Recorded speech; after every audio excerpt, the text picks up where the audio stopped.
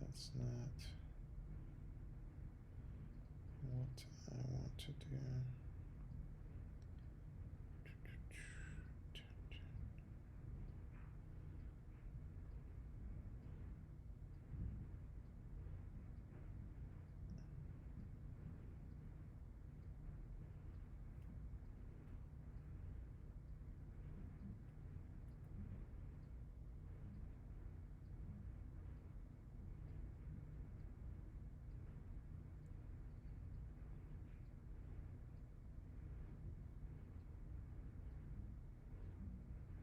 Hey, how's it going? Let's see. How's this thing being done? Oh well, we'll worry about that later. I see you noticed the new emote. Let me actually check and make sure they're all there. There should be a few of them now.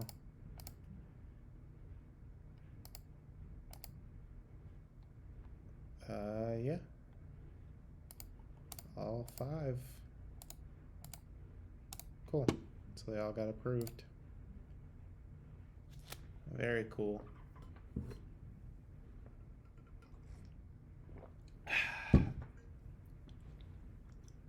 Well, did I never put the stream up from Wednesday? I thought I did it the morning after. Let me do that now.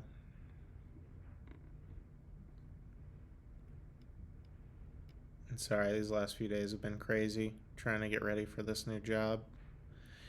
Let me, where am I looking? Is it 09? Come on. Don't be.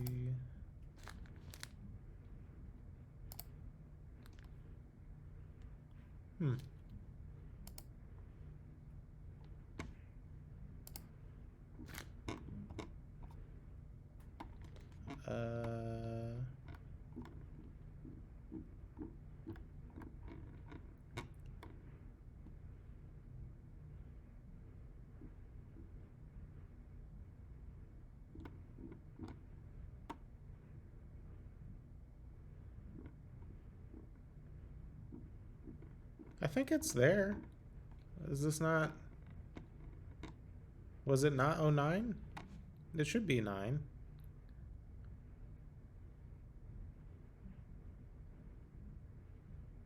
Maybe? Or am I tripping? Let me check the date. Oh no, that's not, because that's, I need the deep dive. Duh. Everything's thrown off for me because we did a deep dive on Wednesday instead of Saturday. Alright, so let me.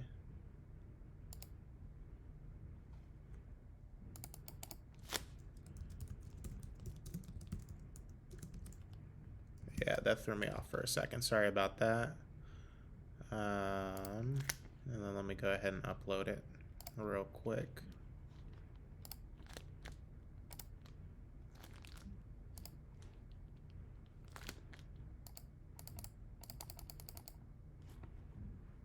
Okay, there it goes. Okay, sorry about that. Literally, I thought I had uploaded it, so when I double checked, I should have just looked at the date, but I looked at the file name, which I'm used to Monday, Wednesday streams. I put like just Twitch notes X number,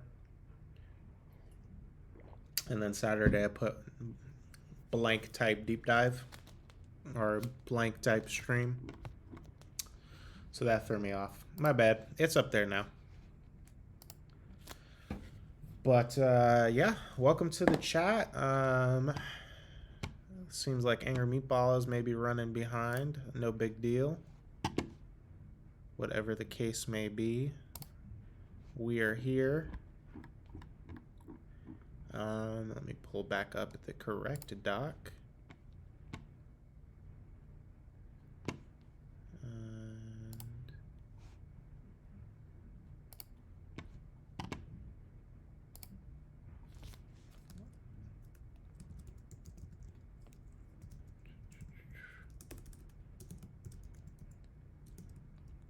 And did I lose? Why did I lose the dock?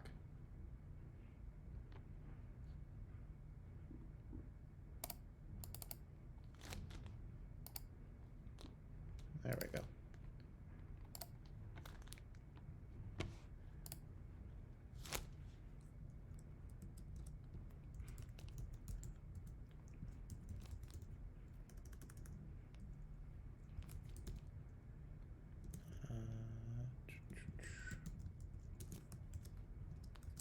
All right.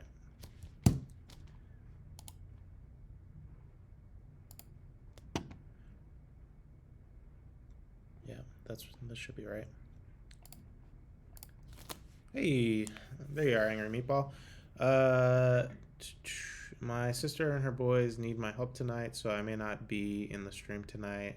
If I can make it to the rest, it might not be until late. That's fine. I appreciate you stopping in regardless. Hope everything's okay.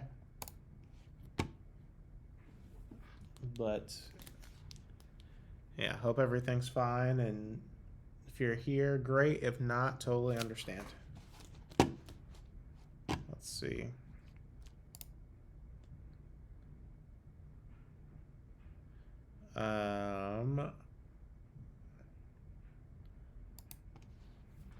Let's see.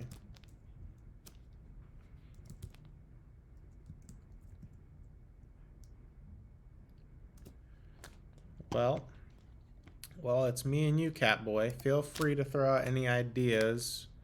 I'm trying to test out some of this new stuff that I've unlocked between reaching affiliate slash I went ahead and purchased the Streamlabs Prime thing so I could unlock some different features. So I'll just be testing those out while you bounce ideas off of me until we get some people in here. How was my weekend? My weekend was pretty solid. We had like a little going away dinner for a friend on Saturday. That's why I had to skip the stream. And then just kind of did some stuff around the house, got ready, and I started my new job today, which was pretty awesome. So far, I really like it. So yeah, overall, it was really good. How about yours? Did you have a good weekend?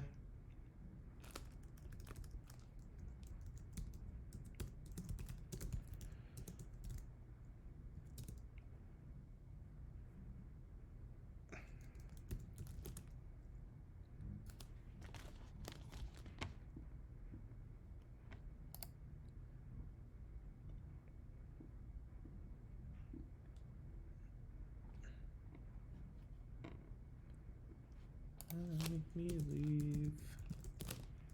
Sleep. Leave.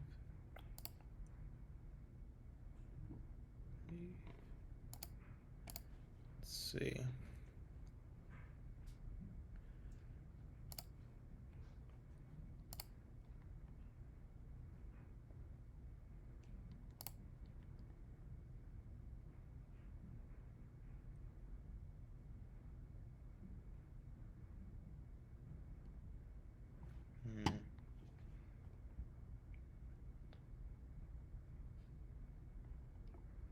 I'm not sure how to test this.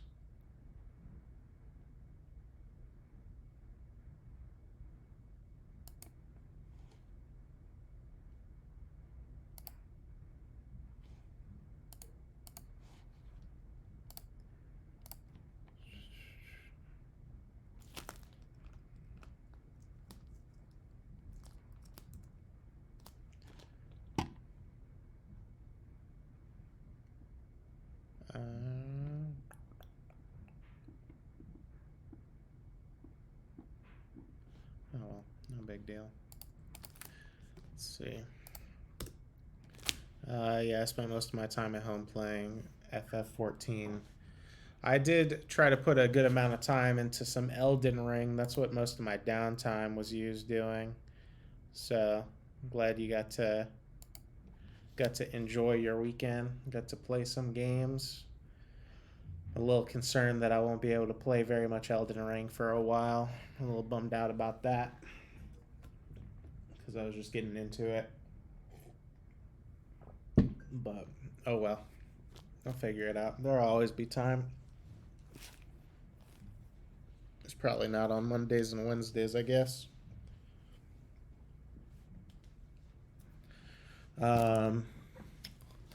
Let's see.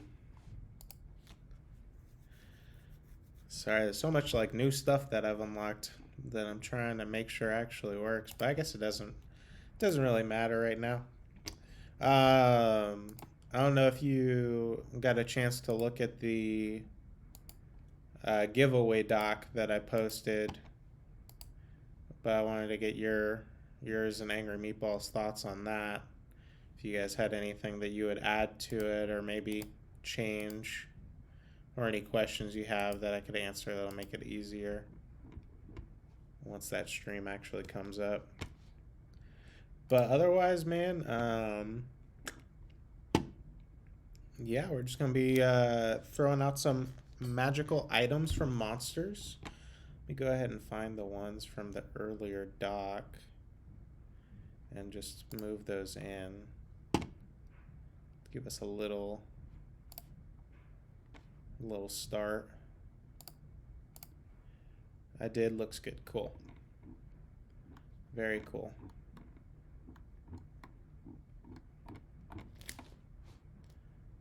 No, that's right. I need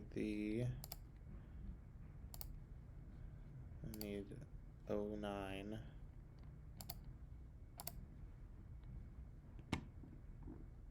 Let's see.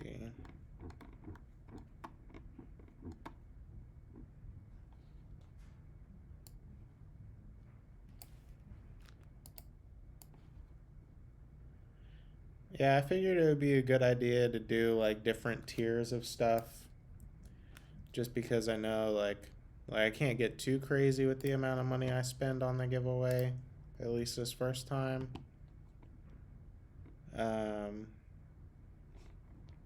So that way it would like keep the amount of money reasonable, and then I figured I'd do the e-gift card as an option since like Angry Meatball had said that he wouldn't want to give out his address. I'm sure there are other people that also don't want to do that.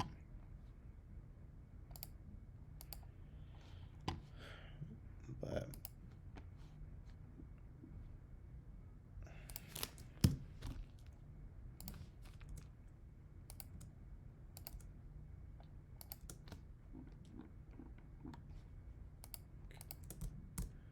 all right. So we got a few things on there. Not a ton, a couple things, but feel free to add to it or just have general conversation with me. I'm going to take some notes. Let's see, what else is new? I don't know if I mentioned, I might have brought it up, but I should be getting my new table for D&D here, hopefully this weekend. That would be badass. But within the next, either this Saturday or the Saturday after. And what I think I'm going to do, because kind of the way that I have things set up right now is I have like I have like literally 4 IKEA tables. They're all the same table that I've used for different purposes throughout my time owning them. And it's 4 of the same fucking IKEA table that I just have slid together to make one big table that looks a little ridiculous. So what I'm probably going to do once I get this new one, oh, and then I actually have a 5th table. It's a little bit bigger, which is where I sit at. So I'm probably just going to scrap all those, and then I'll actually just stream from the same table that I run the games at. We'll see, though.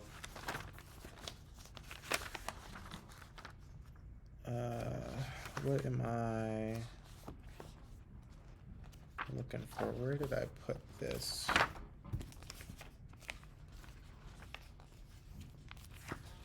know I got something And towards the back. Okay, no. But yeah, what else is new with you? Got anything going on this week? Anything interesting coming up? D&D related or not?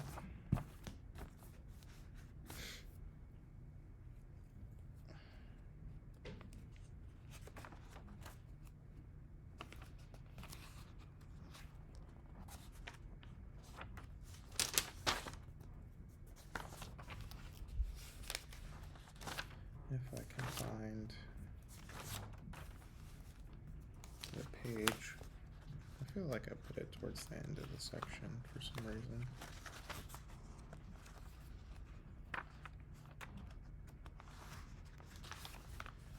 Or did I put it at the start?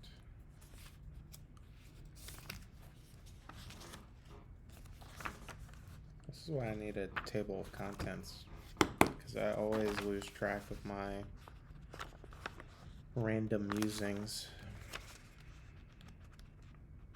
This is why I should just be taking notes in OneNote, really.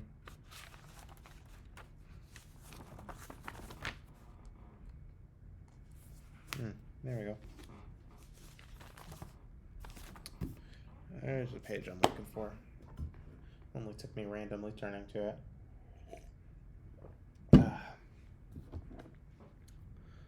Nope, I got nothing really planned till May. There's nothing wrong with that.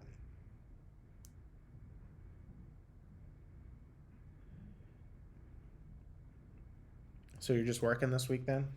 Let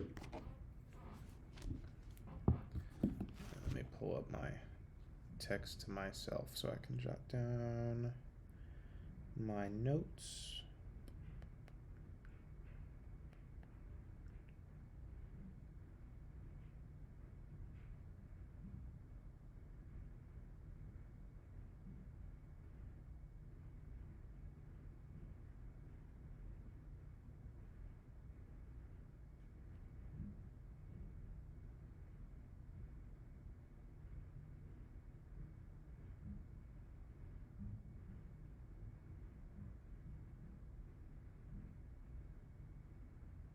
There we go.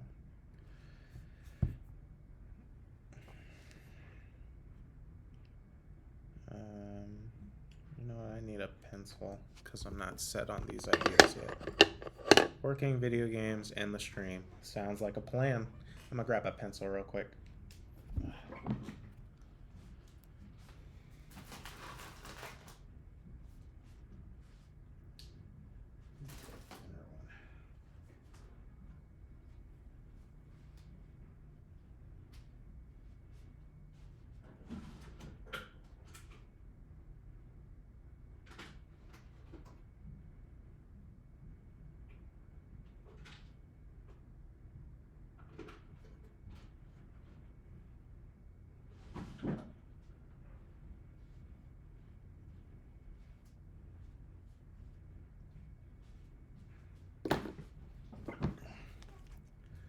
Okay.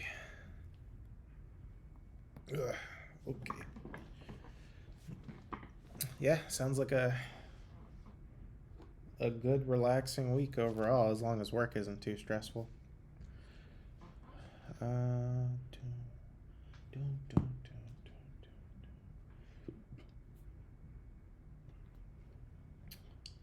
Nature plus time.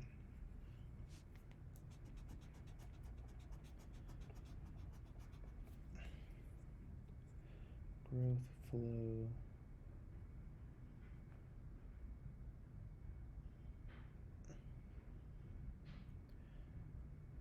Oof.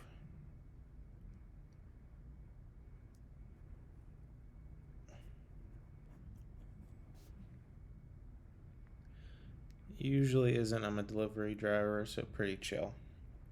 You make pretty good tips doing delivery driving. I've done a lot of DoorDash, so I know it can be hit or miss, but it a lot of times just depends on the area that you're in. Like, obviously, you're going to get one-offs, both good and bad, but like I definitely found, because I've been doing DoorDash for almost 4 years now, like on and off. Found that like where I choose to do it often like determines the amount of money I'm gonna make on average. Not a perfect science, but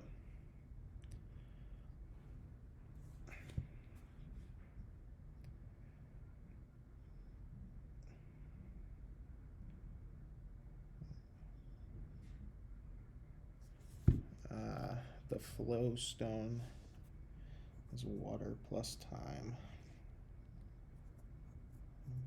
Dang, okay. Yeah, I get pretty good on average. That's good. That's good. It's always like sometimes disappointing how few people truly understand that like people who work jobs like that, like the tips are essentially, like I'm sure as delivery driver you have obviously a better base pay than like a server, but the tips is really where your money's gonna be made.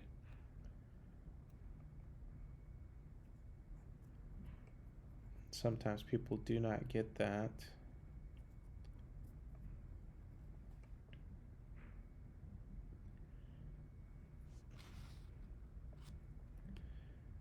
Um,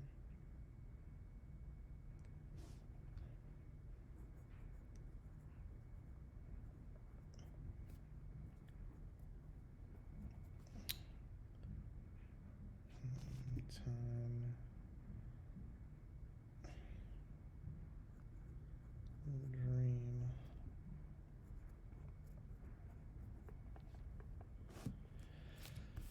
Okay.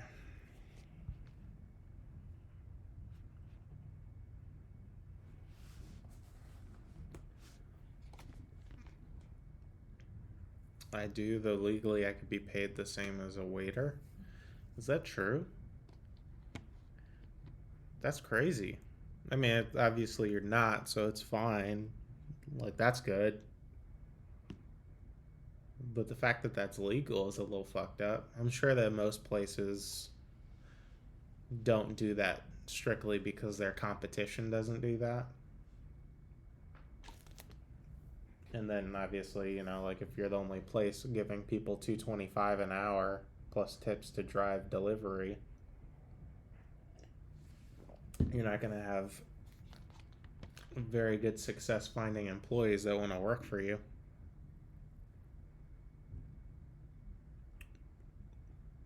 Hmm. Interesting. Do they reimburse you for like your mileage or stuff, or because it's not a company vehicle, right? Like you're using your own car, or is it company provided?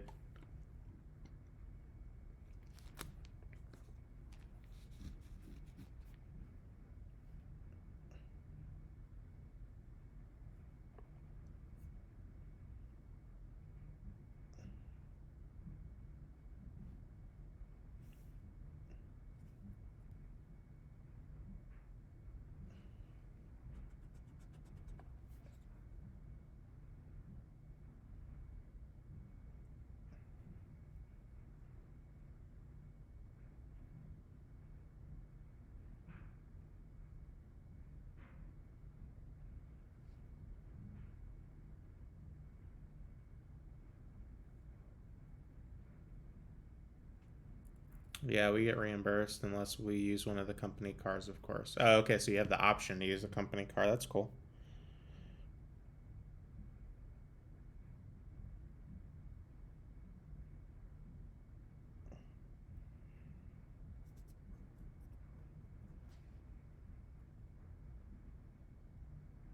Mm-hmm.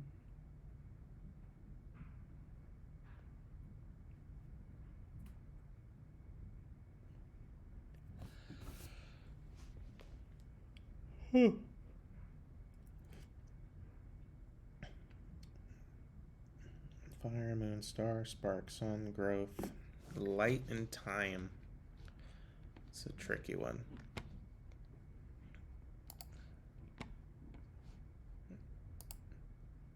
Hmm.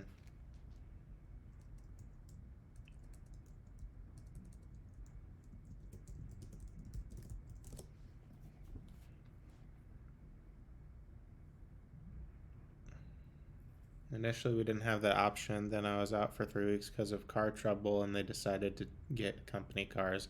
It's always funny how like that's what it takes for them to do it, but it's good that they offer that now at least.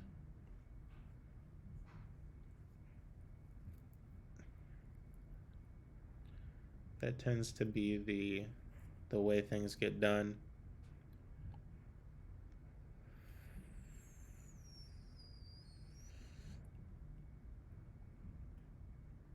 All right, I got a tricky one that maybe you can help me with. I drove them once. They're really nice. Yeah, I mean, usually they are because in that situation, it's going to be a tax write off for the company.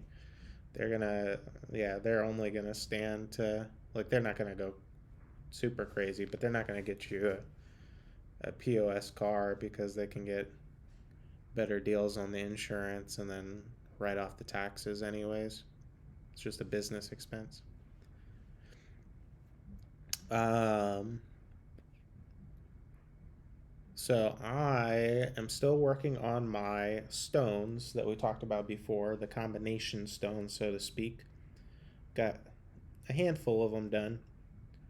So I guess, in between throwing out ideas for monsters, we can maybe you can help me with this. I am looking for a word that means light and time, or rather evokes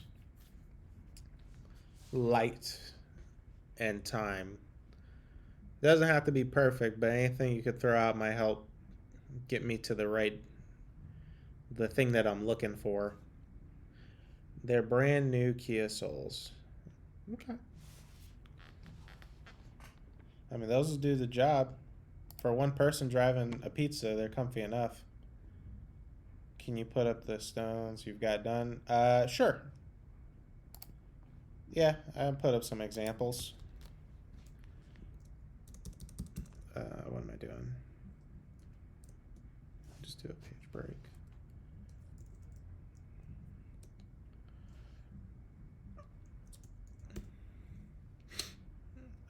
So like as an example,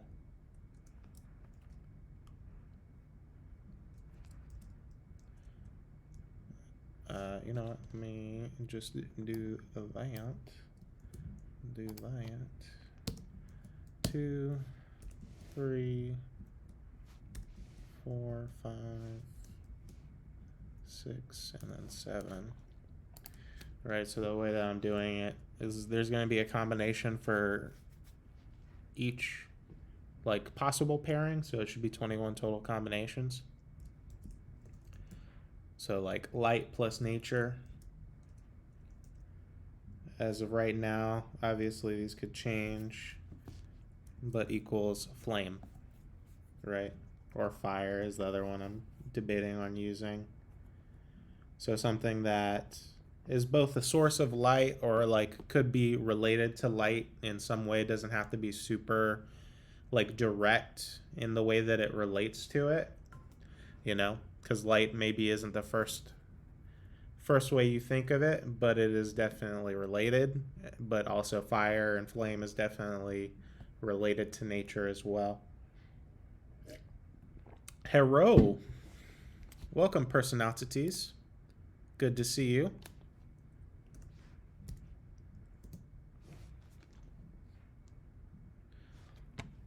Personalities, if you'd like to check it out, the new emotes are now available. So, since you have a sub, you are able to use those if you'd like to put my beautiful face in the chat, or better yet, if you'd like to put my dog's beautiful face in the chat.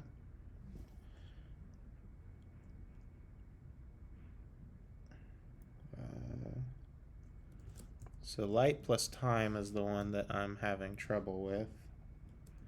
Light plus water.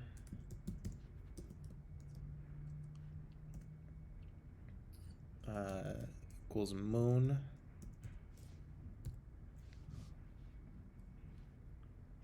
Light plus air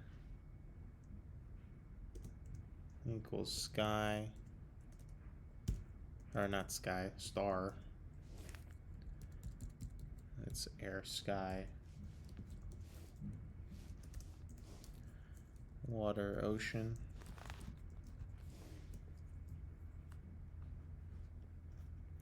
How about your monkey? I actually took that picture in a museum, and I thought I was going through to find something I could use for an email, and I thought it was funny enough. I actually, when I went to the museum and saw that, I sent it to a certified wetback because I thought it looked like him. It looks like a little monkey. Poor Leo. Don't call him poor Leo. He's eating good.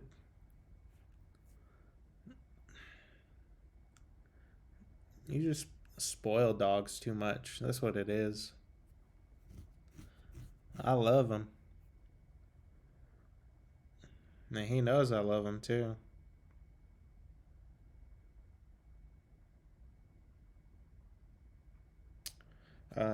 What was he doing? Light plus magic.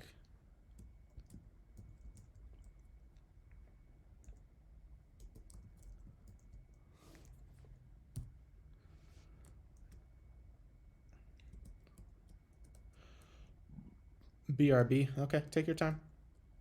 We'll be here.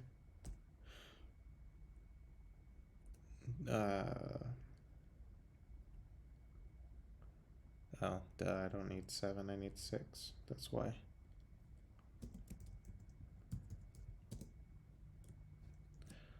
Equals.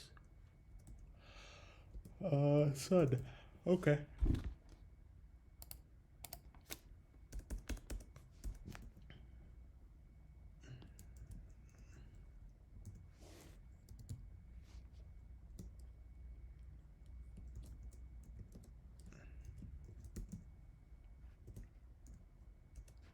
I was gonna go ahead and list them all out.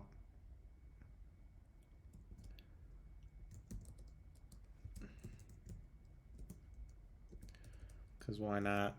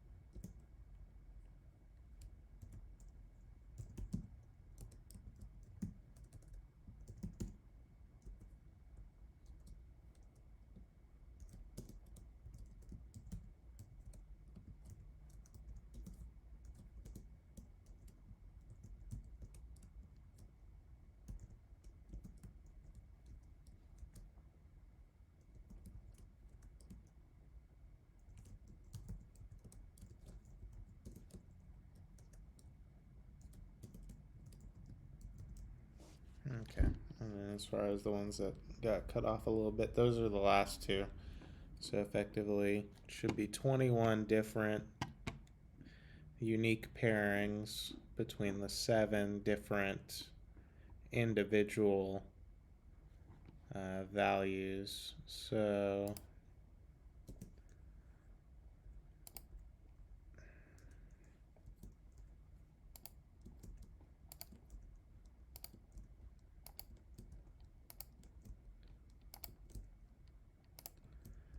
and the goal is like whatever I call the stone once again should like in some way, like it doesn't have to be super direct. I just have to be able to in my mind, speak to the justification of why I picked it. Is kind of the way I think of it, right? Like, so like light plus magic spark is like super loose, right? But like magic oftentimes, the ability to use magic is sometimes referred to as a spark, or the spark. There's a lot of instances in that. Um, so I will take any and all suggestions related to these, as well as the suggestions for uh, magic items we could possibly make out of like a monster part. So then we can do the deep dive for that on Saturday. But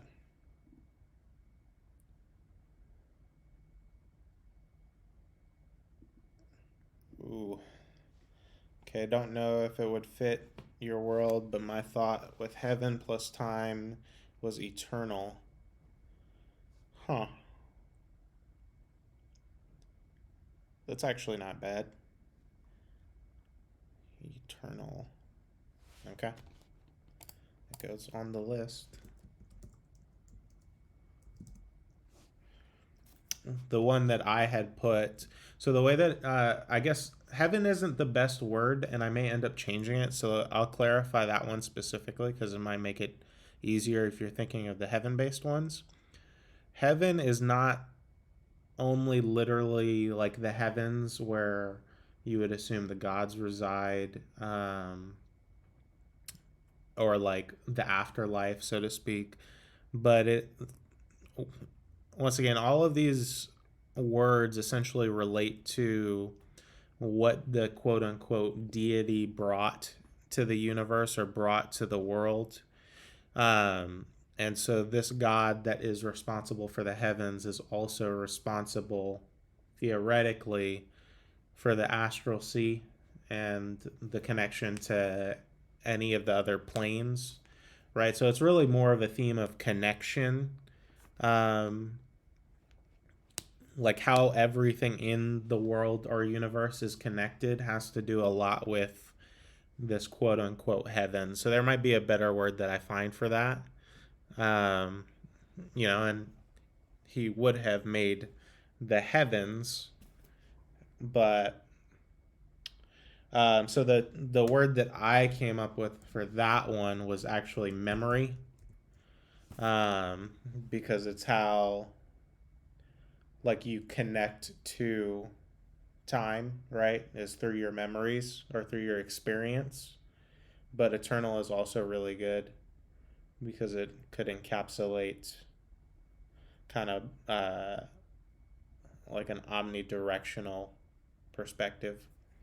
Let me see. Um, where is time and water? I had flow in mind. Water and air. I'm toying with the idea of being storm. Nature and time is growth.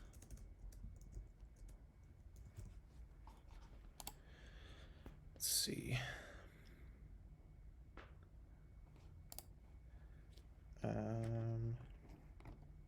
and then magic. Oh, that's not time plus heaven. That's magic in heaven. Duh.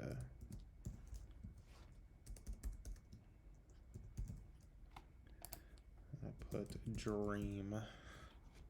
But that's pretty much what I got. I mean, this is one of those things that it will be important, but I don't necessarily have to rush to pick the answers yet, because this kind of thing will get slowly cascaded into the campaign. They'll probably see one of these soon, but when the actual campaign starts, they won't know what this is for a long time. That's the hope, at least.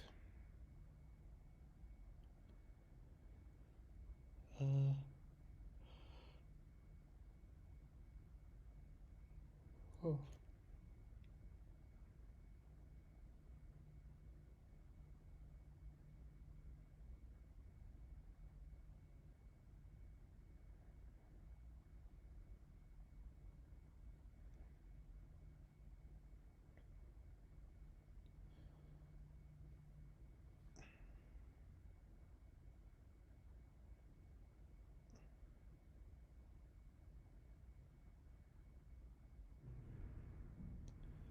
Okay.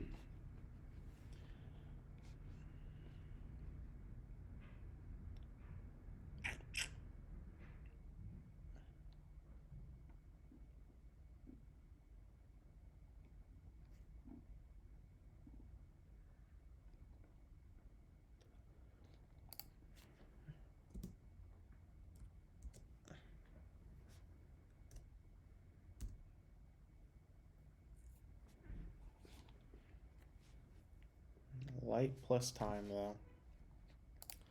This one is stumping me.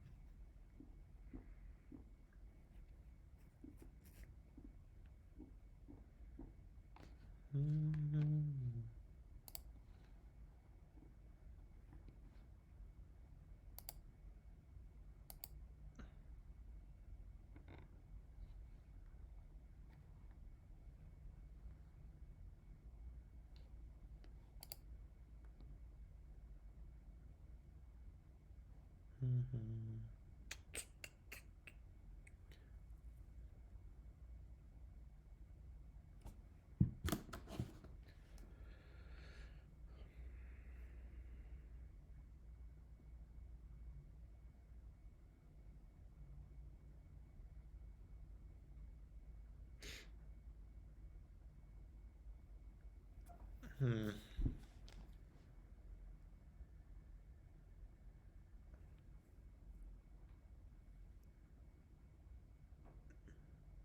Yeah. This is the hardest one so far. Light plus time. I think it's just because time is the trickier one.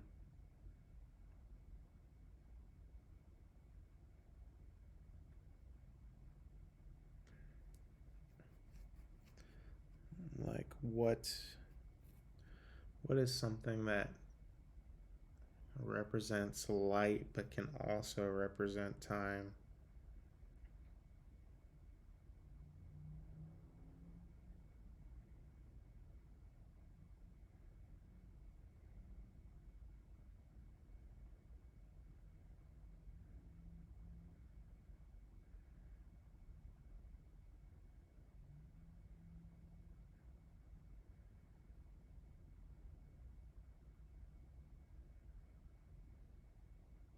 Hmm.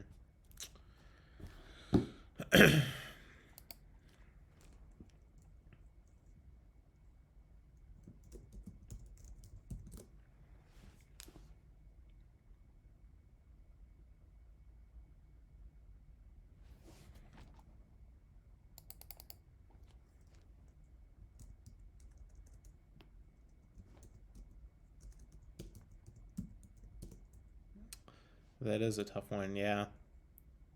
Like, because the thing that comes to my mind, right, is obviously like a day, or like how do I say it, the cycle of a day is probably the best representation of time. That's obviously influenced by light, like the cycle of the sun and the moon rotating around the world.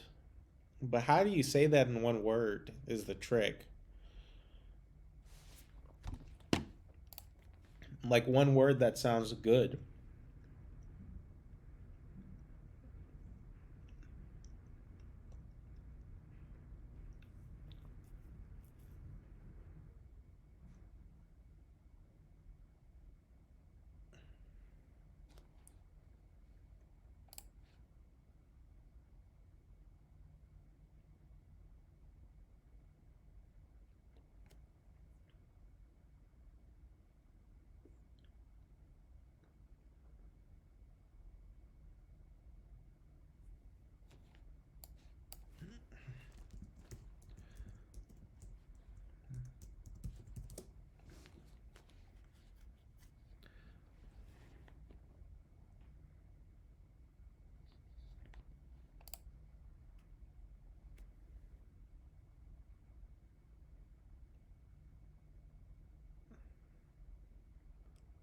Light of day, daylight, sunshine.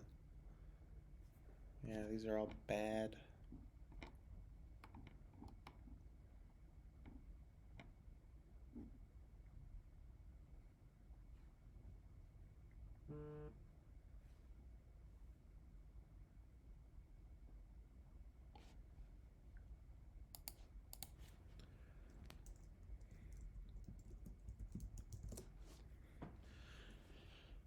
Aurora is a mystical and romantic name that means dawn in Latin, and aurora also refers to a natural light display in the Earth's sky called the aurora borealis, or polar lights, visible only in high latitude regions like North America or the South Pole.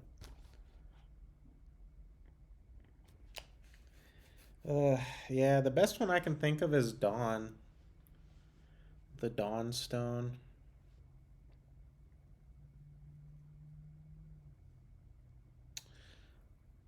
Because I guess dusk. Dusk would work too, but is more like the absence of light.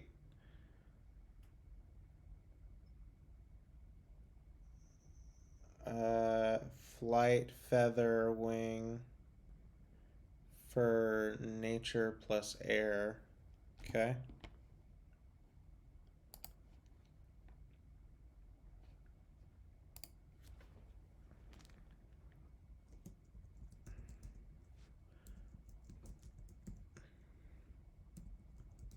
I think feather sounds the best. Um,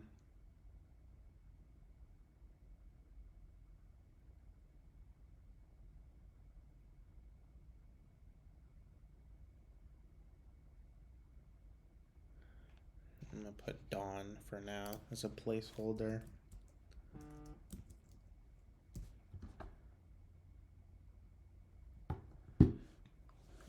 Let's see. Flight, feather, or wing?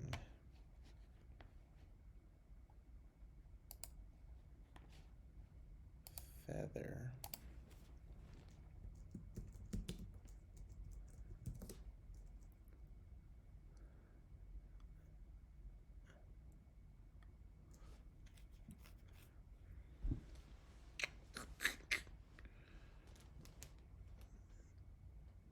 Hmm.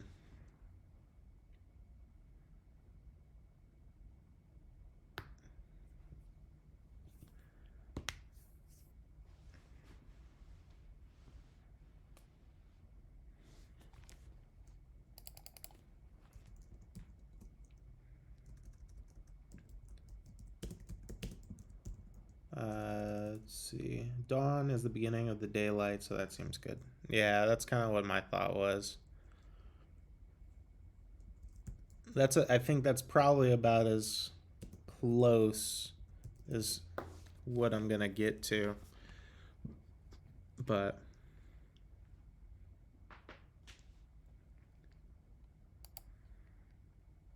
Ooh, that's, well, no. Because fly is not necessarily related to nature. But an animal that flies is.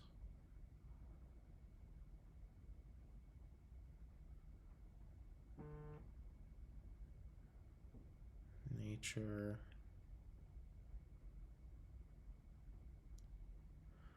Ooh, what did I do for nature in heaven?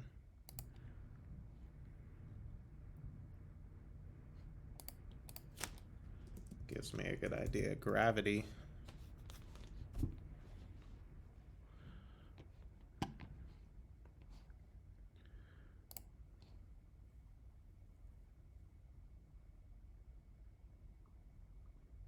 Maybe wild for nature plus magic. Magic that has to do with natural elements. Often to have a more wild feel to it. I like that. I like the sense of that.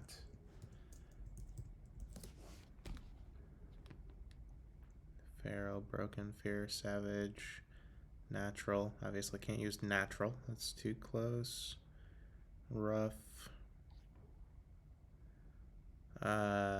What is another word for wild? Because wild is close. Wild is really close. It might be it.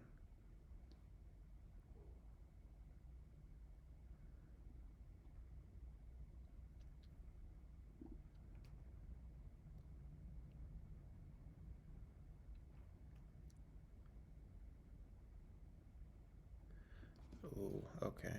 Okay. That gives me an idea.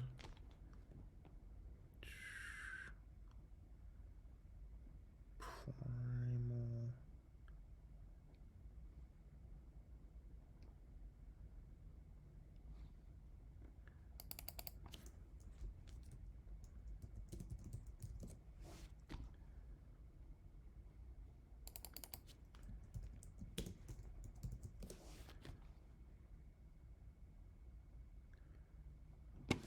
Okay, wild it is. At least for now. Because another good word would be primal, but primal stone over wild stone. I don't know. I don't know about that one. I'll put both just so if any more ideas come to my head, they're both there. What am I looking for? Nature plus magic.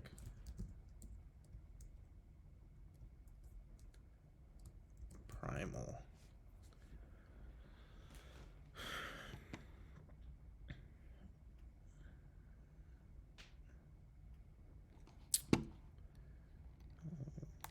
What is opposite of gravity?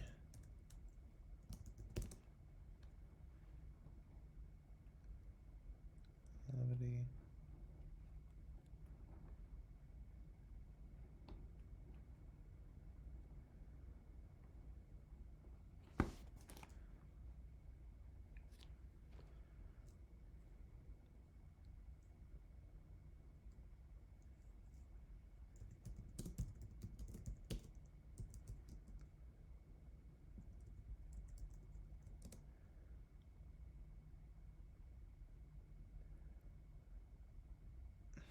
Hmm.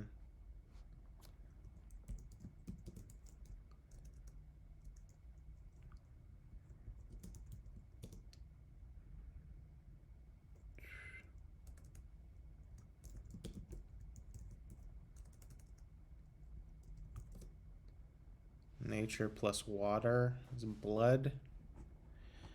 I don't know about that. I mean, I do see where you're coming from. I mean, so how would you explain the justification of nature? I think the water piece makes more sense to me. And I'm not saying it to like question you. I just, like I said, I'm trying to understand it in my mind, so that way, like when it comes time, I can explain it correctly.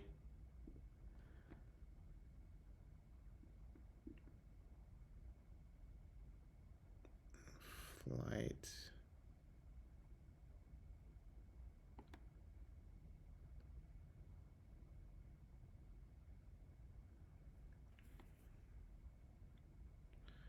Flight. It can't be flight though. That's just, it's too air leaning. Like it's so.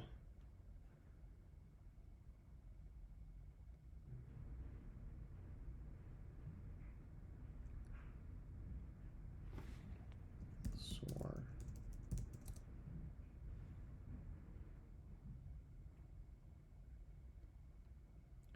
Many living things depend on their blood. Yes, for sure. For sure. Animal wise. Um, what we need is a word that's more broad. Let's see. Like a version of blood that would then apply to like more like plants and other things that maybe don't rely on blood. Because like I think the root of what you're going for is like exactly the direction of what like like it's the right direction. I just think it's like it like has to go one step further. I'm trying to think of what that would be. What how do you say what fuels life? In some cases it is blood, but what is the generic way of saying what fuels life?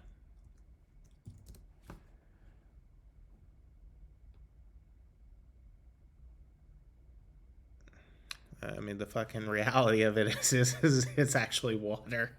That's the simplest one. Water is the broadest one. Hmm.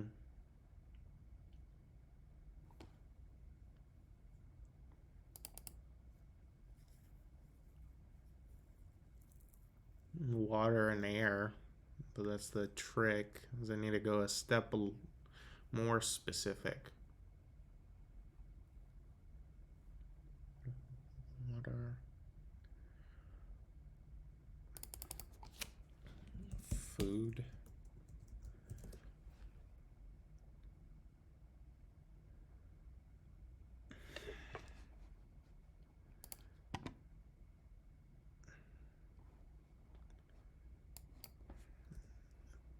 I think ultimately the word we're looking for is sustenance, rather something that means sustenance.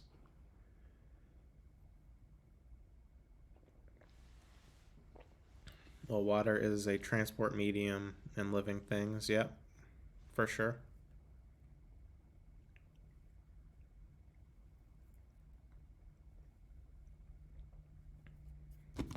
Put it on there before I forget. I can at least.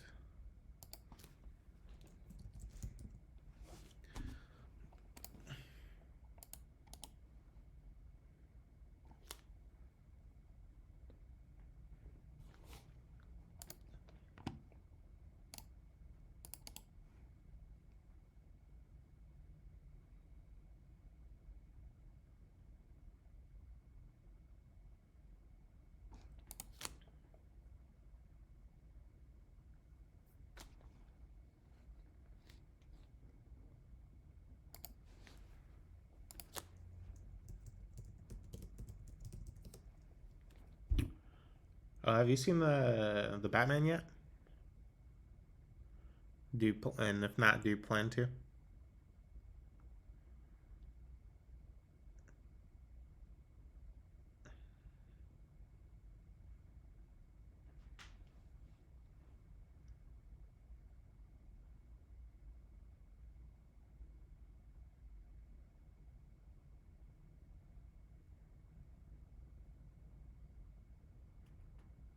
I have not seen it. I will see it at some point.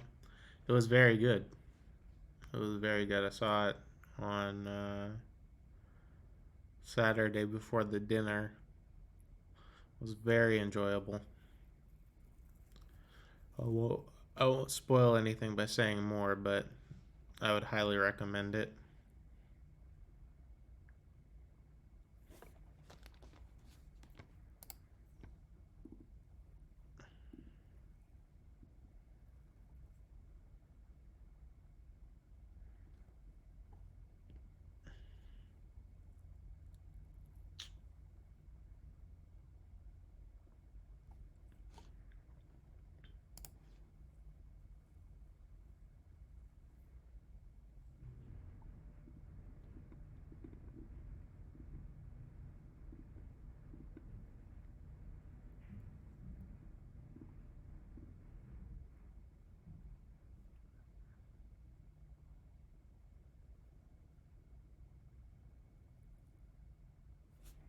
Let's see.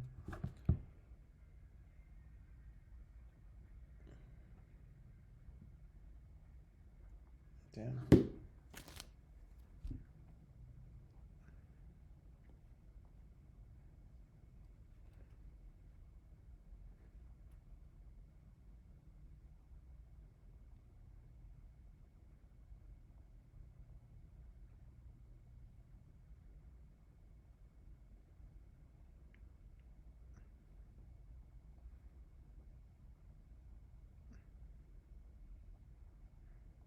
Mm-hmm.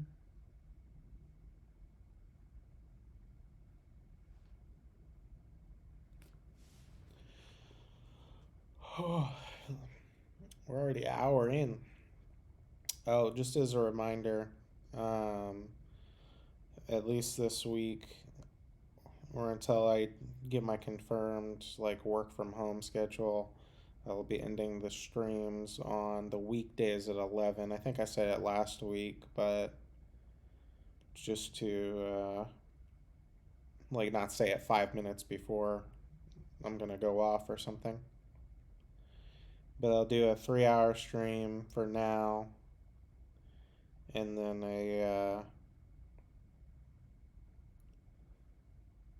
what's the word I'm looking for? Do a 3 hour stream Monday and Wednesday, and then do a 4 hour stream on Saturdays still, because Saturdays are easy. But I gotta be at work at 8:30 in the morning, so it would be a good idea for me to make sure that I'm up on time, which is hard to do if I go to bed at 1 in the morning.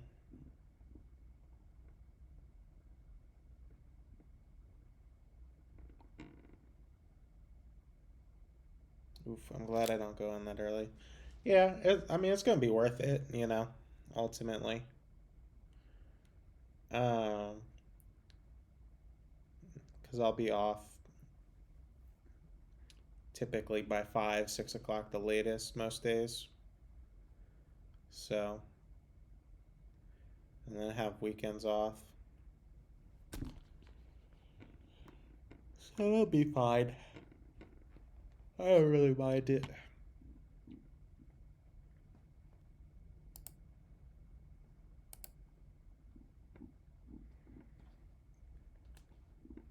All right, let's switch gears for a little bit because my brain is beating itself up trying to figure out some of these combos. So, what are some monsters? We don't even have to think of specific parts, but what are some interesting monsters that you like, Catboy, that we haven't already talked about on this list? Ooh, actually, I thought of one already.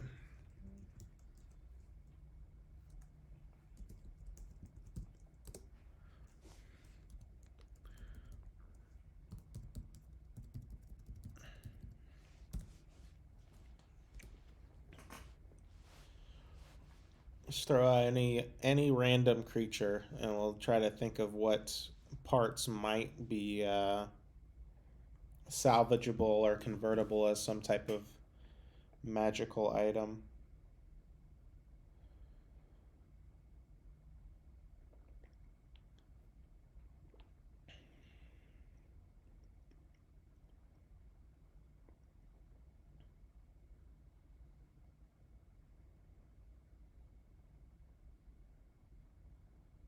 Hmm.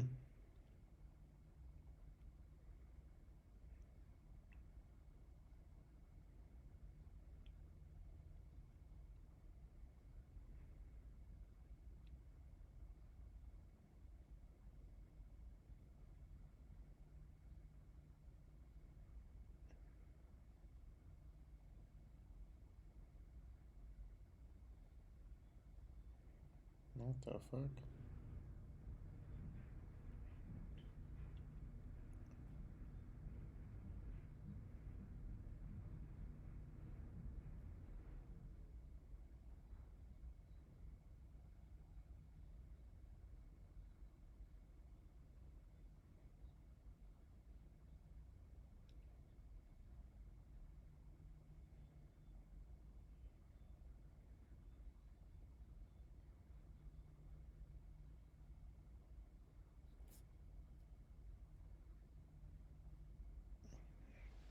You can pick whichever one you want, Catboy.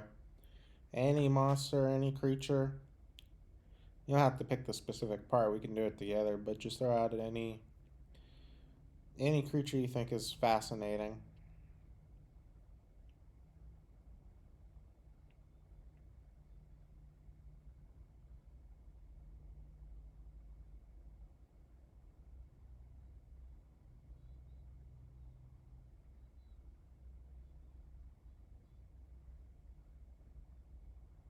Damn.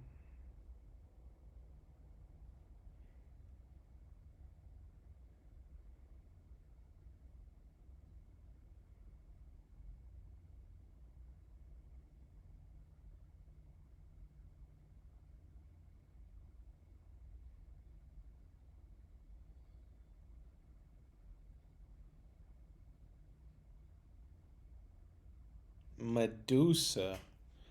I feel like they probably already have the Medusa head, but that's the obvious one.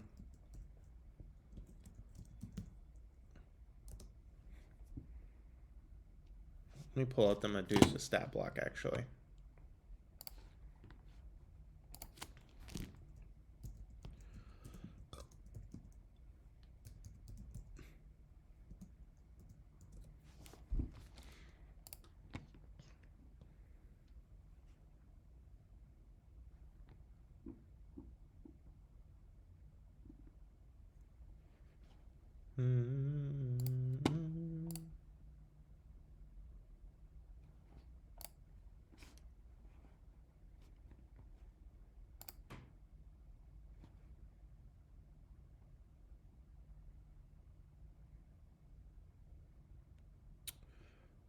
Ooh.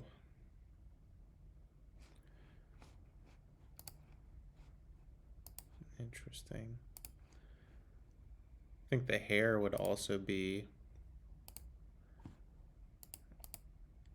specifically an interesting one.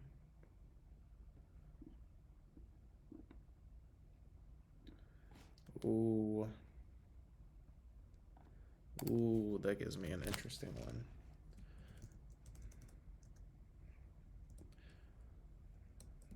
Crown of Medusa hair.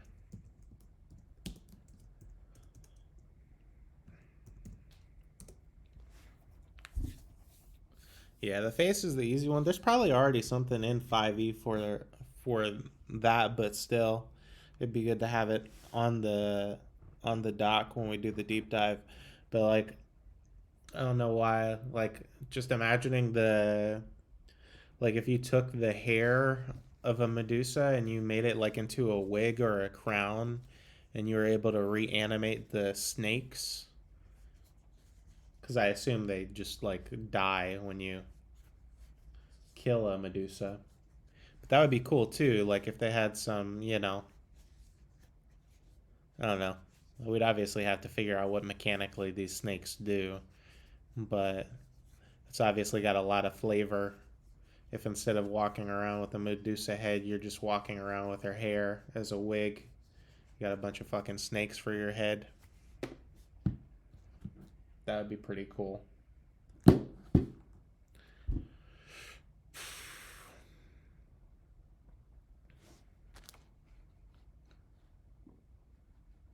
Let's see what else. Let me look at, just pull up a list of monsters. You know what? I'll grab my monster manual. That way I can have a visual. You know, all this money that I've spent on these books, maybe I should read them sometimes. That'd probably be a good idea.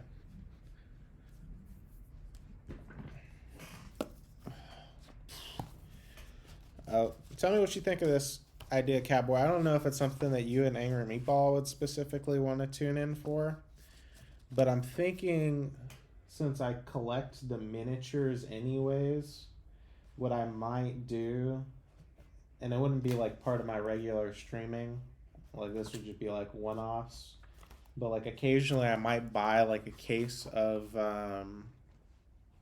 the actual miniatures, instead of like buying the individual packs and then, you know, like having it's still gonna be random. But I guess what I'm trying to say is I might do unboxings like on stream. Like when I get a set in, I'll just save up, buy the whole set, and then unbox it on the stream. If that's something that people would be interested in watching, because obviously I gotta open them all up anyways. But that's just something I don't think I've seen. Like, there are obviously YouTube videos, but I don't think I've ever seen anyone do it live.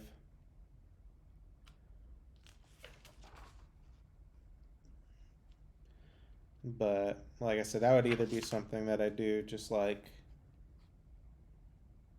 okay, I bought a set, I'm gonna do it either as 45 minutes of a stream one day, or just do an hour on Tuesday where I do an extra stream. We'll see though.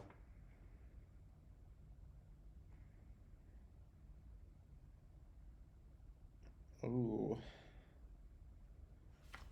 See, this is a good resource. This is a good resource because I got the visual right here, and I can just kind of flip through.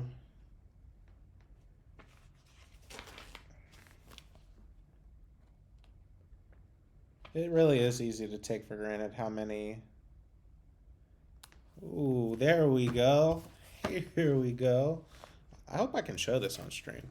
I don't see why I wouldn't be able to show it. Nothic and Nothic Eye would be a great one. They might even have that already, but I remember the Nothic from Lost Mines of Phandelver was a great monster.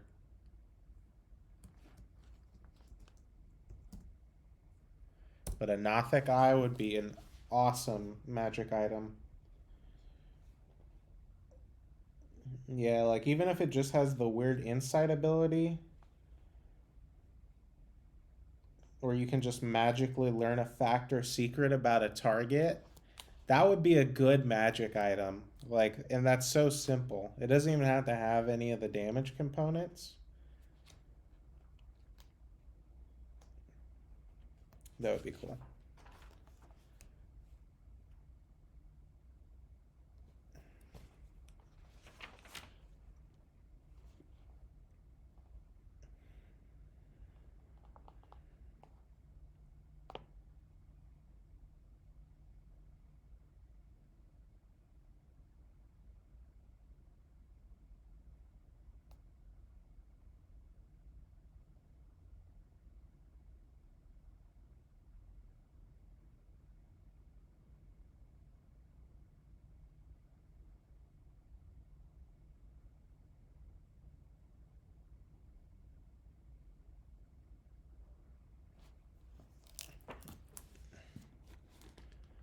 Troll limbs?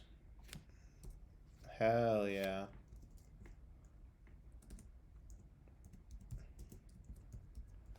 Another one I just saw is, and this one also might exist.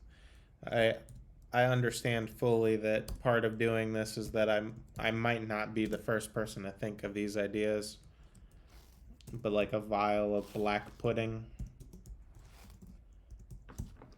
Wait, it's called black pudding. Yeah, yeah.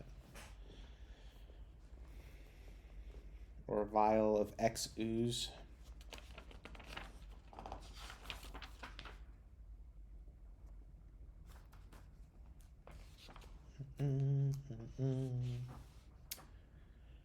Well, it has been relatively slow thus far. We're almost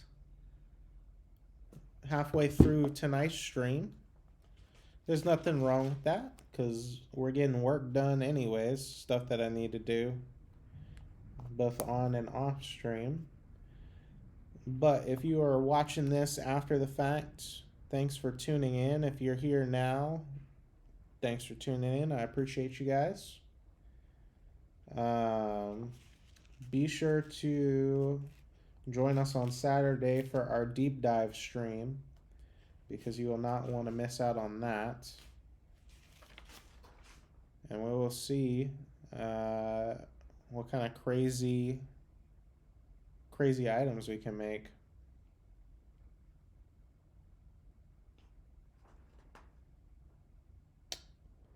Ooh, this would be super.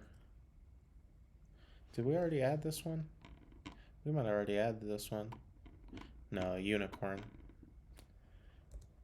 Yeah, that's why I thought we added it, is because it's kind of fucked up.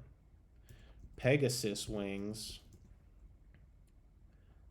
Okay, fangs of creatures known for biting, so vampire fangs.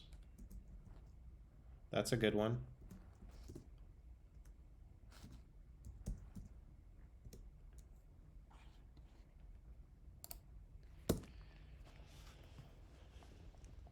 What the? Oh. Alright, pop quiz. Catboy. Do you know what a periton is? Because I swear this is the first time I've ever seen this thing.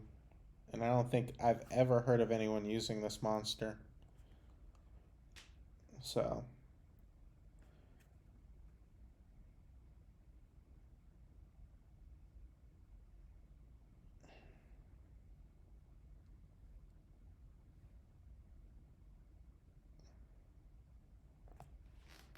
Yeah, you know what I need to do?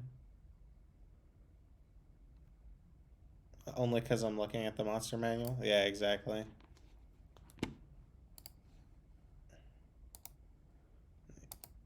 Yeah, like there are plenty of monsters that like maybe I haven't used, but you know, obviously you know of.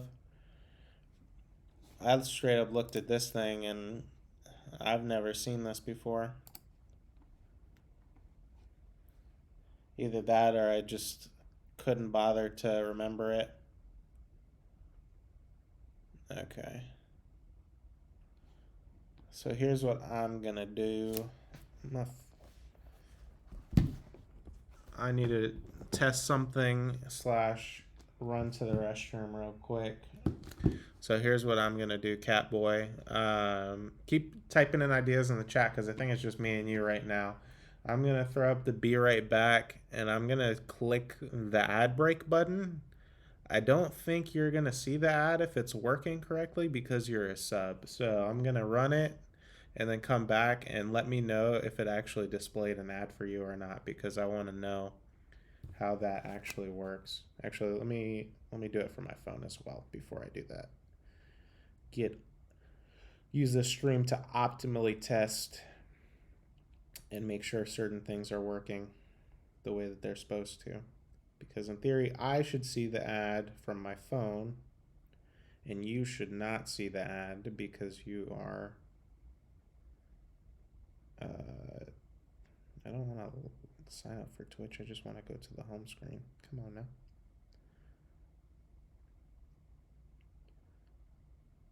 I'm just trying to.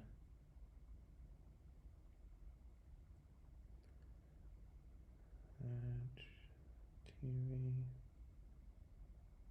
Okay, there we go. And archive.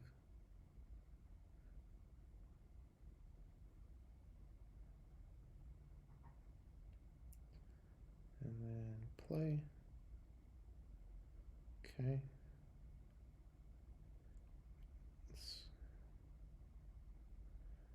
Alright, give it a second because it's Well, that's a good sign because it's running an ad as soon as I come into the stream. So that means that piece is still working.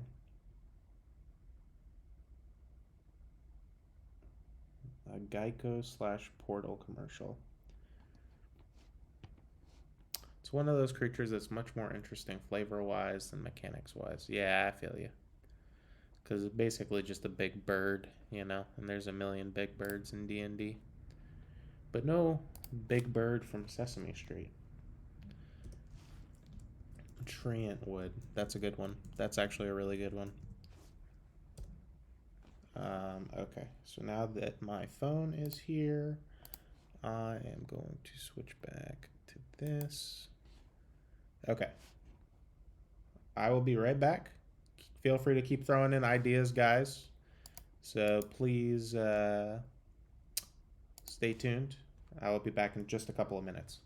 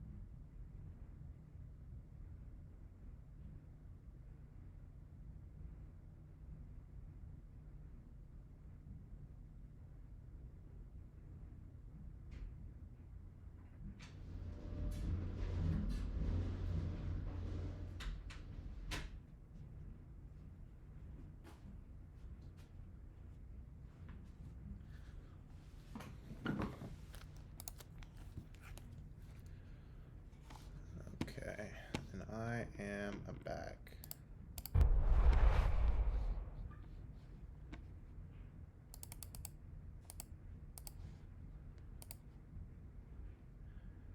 Let's see.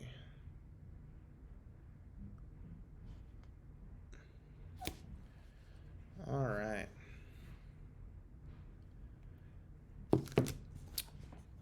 I have a feeling it didn't do anything,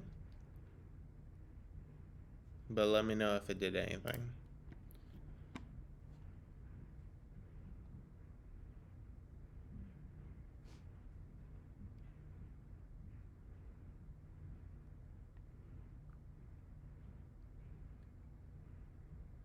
Uh,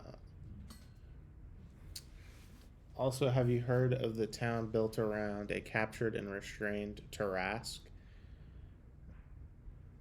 They sold the meat from it In earlier editions, the Tarrasque had regeneration, so it would just heal from its meat being harvested. No, I didn't. I had never heard of that. That's savage as fuck. How did they capture a Tarrasque? And then they're just eating from it? No ad. Rockin' new be right back screen. Okay. Twitch says that it ran, so I'm gonna believe it. Um, but in theory, you shouldn't have seen it, so that's good. And I think because it ran an ad as soon as my phone jumped into the chat, it wasn't gonna run another one, which also makes sense. So, unfortunately, that test did not work too well. But oh well. No biggie. I'm not that concerned about it. As long as you didn't see one, then I know at least that piece is working. That is the hard part.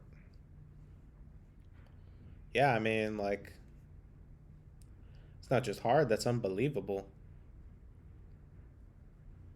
Like, even if you could subdue and capture a Tarrasque, like,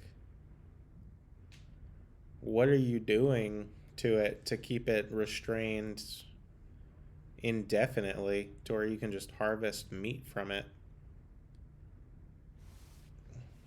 And that's how I mentioned, like, just the process of harvesting the meat itself would be incredibly difficult because it's so fucking tough. I mean, you're not taking a excuse me, you're not taking a steak knife to Tarrasque meat. I wouldn't imagine.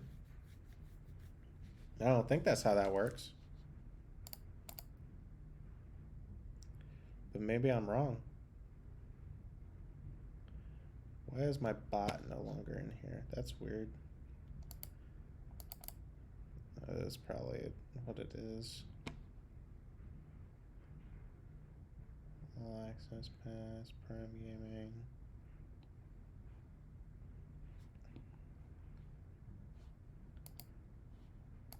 Where did Brutaris go?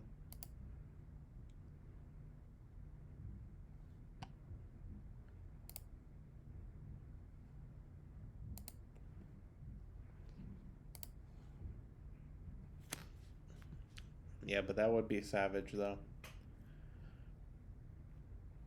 Like you capture a Tarrasque. It would be more badass if the townspeople just like managed to do it though. You know, like if some hero just showed up and then beat the shit out of a Tarrasque, captured it, and gave it to the town, that's not as cool. They don't deserve that Tarrasque meat.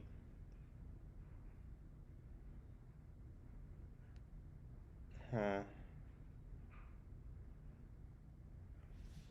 Here it is. Let me check this shit out. I was inspired while reading about the Tarrasque, specifically the bit about its regeneration. Once upon a time, a nation decided. Oh, okay. So this is okay. I got you. Tarrasque once and for all.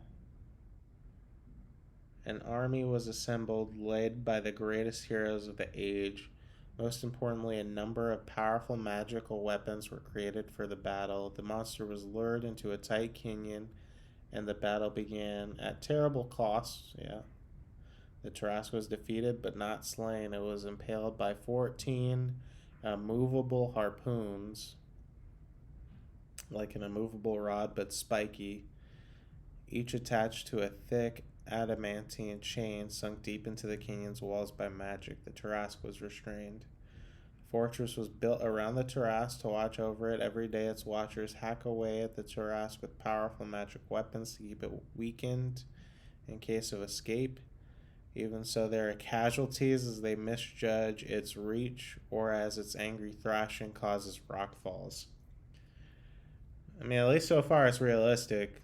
Because, yeah, like people would be dying on the regular trying to keep this process up. Of course, being a powerful magical creature, the Tarrasque blood, flesh, and other body parts have certain useful properties. Side effect of keeping the Tarrasque imprisoned like this was a never-ending supply of powerful magical components. A city grew up around the fortress to house the various wizards, scholars, and alchemists that came to exploit the Tarrasque bounty. Eventually, it was almost as if the never-ending stream of Tarrasque blood, flesh, and bone was more important than imprisoning the beast itself. Picturing decadent nobles made immortal by their continued consumption of Tarrasque flesh, warrior butchers wielding vorpal greatswords to hack away at the Tarrasque, and channels cut into the stone underneath the beast to channel the valuable blood away. The Tarrasque distant screams and roars would be continuous background noise for the people of the city, with Tarrasque quakes common. Almost an industry of ludicrously expensive magic items crafted from its body parts.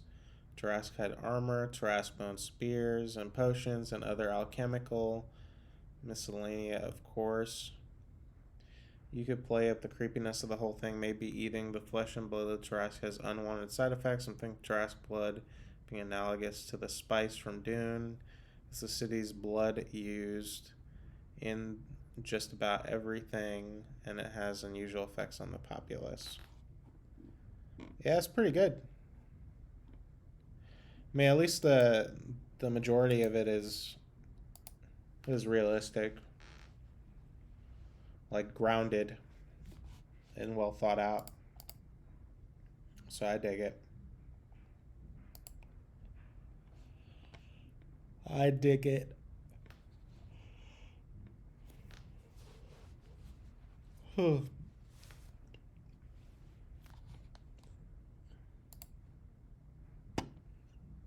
Yeah, it's a pretty cool idea. It's a very cool idea. It would have been easy for someone to just post like, "Hey, here's a town that captured a Tarrasque," and not make it believable. But this is fairly believable. The only thing that, because it says once upon a time a nation decided, I would imagine that said nation is gonna be the like determining factor on a lot of these things. Because if it really does become like such a power grab, there'd either be a lot of chaos or a lot of um, authoritative rule managing the Tarrasque, managing their supply line, so to speak, which is wild too because it would be so strictly enforced when in theory the supply line is infinite.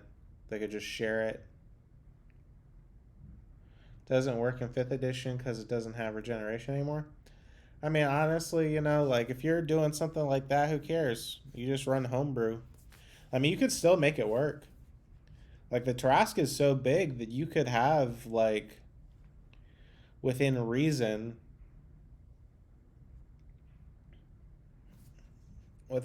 though, like even if it's finite, just all the more reason that they have to manage it. Like maybe it's not a nation but a small town or a small group of people even, so that way the supply lasts a lot longer, because no one's like you're not cutting a Tarrasque by the leg and then selling the leg, right? You're selling a chunk of Tarrasque meat, which the leg would have hundreds upon hundreds upon hundreds of pounds of Tarrasque meat. So under the right situation, even a Tarrasque that doesn't heal would last for a long time. And doesn't it just like reappear after it's killed? Like how? I'm pretty sure a Tarrasque can't be actually killed. So even if it doesn't regenerate, it's coming back at some point, if I'm not mistaken.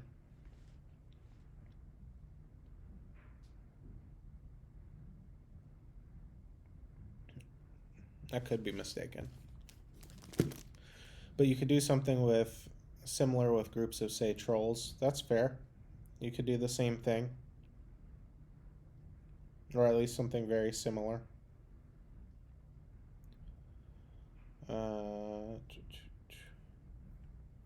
Actually, it doesn't. It doesn't come back anymore. Let me look that up.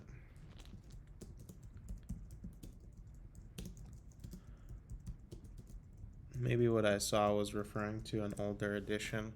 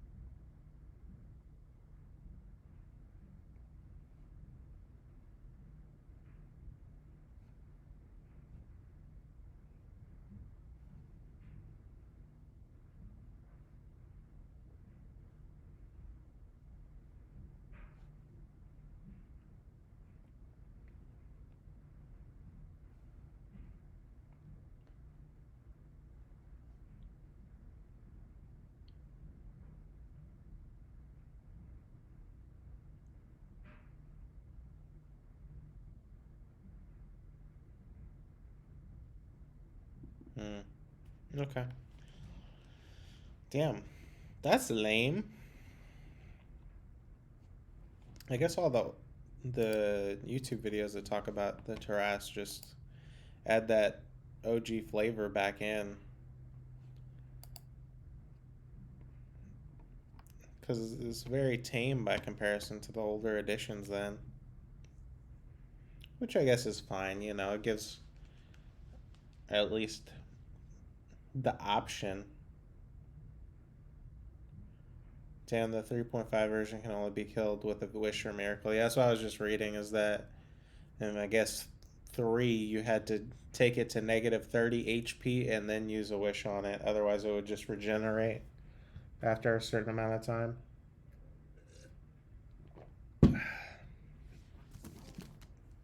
It's wild.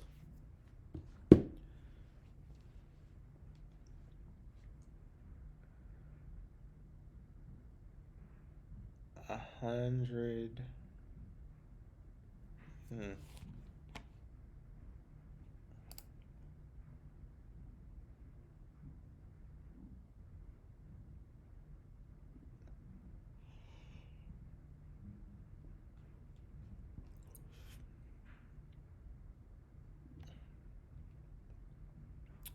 You know what's funny is like how like politically correct, like not even politically is the wrong word, but like how correct people try to be on some of these D&D forums though. Cuz like I always like I'm looking at like different posts about the Tarrasque now, and it's like in every post someone will say like, can you kill a Tarrasque? And there's always at least one person who corrects them and says, well, there's only one Tarrasque, so it's not a Tarrasque, it's the Tarrasque. And it's like, calm down, bro. You're not wrong, but calm down. You don't need to tell this guy on the internet that. Succubus incubus tail as an aphrodisiac. Okay.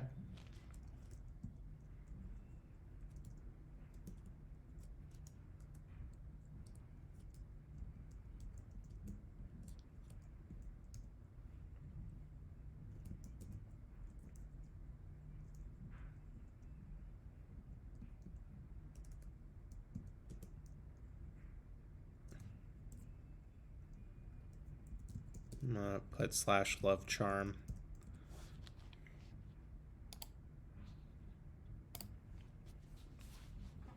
Okay, I like that.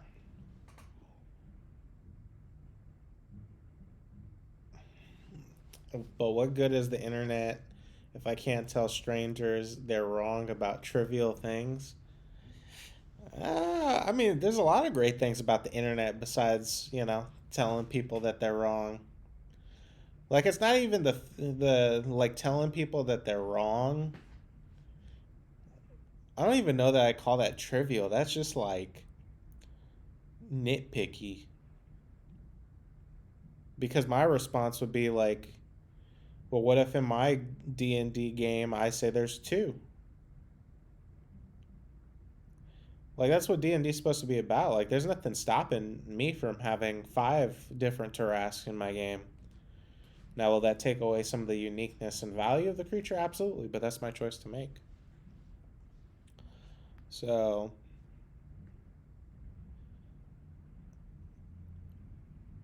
it's just interesting to correct someone on being wrong over a semantic that, as a DM, you could easily change, and then you're not incorrect anymore.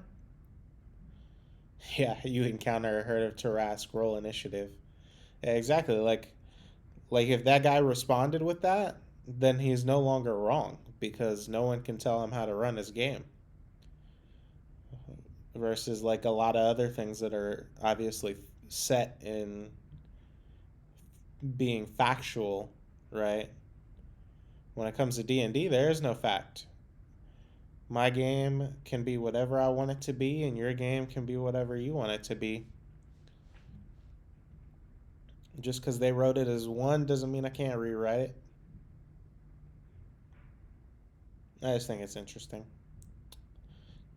Like I said, like if it was a one-off thing, I wouldn't have even thought much about it. But the fact that like all three articles I read, there was always somebody waiting to get their shot. I'm gonna be the one to tell this guy it's not A, it's the, you know.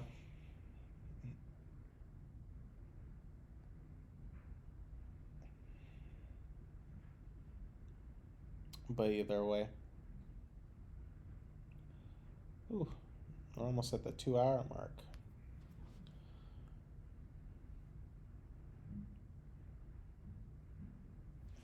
Ooh,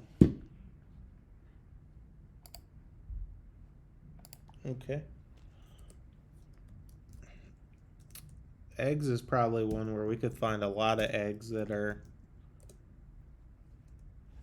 valuable from a magic item standpoint.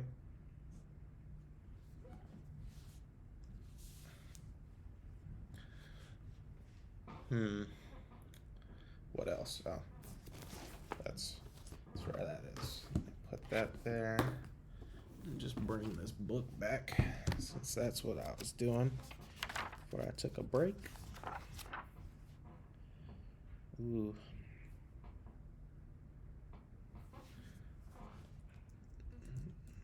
I wonder if they have pixie dust. Like some Tinkerbell style shit. That would be cool. Pixie dust.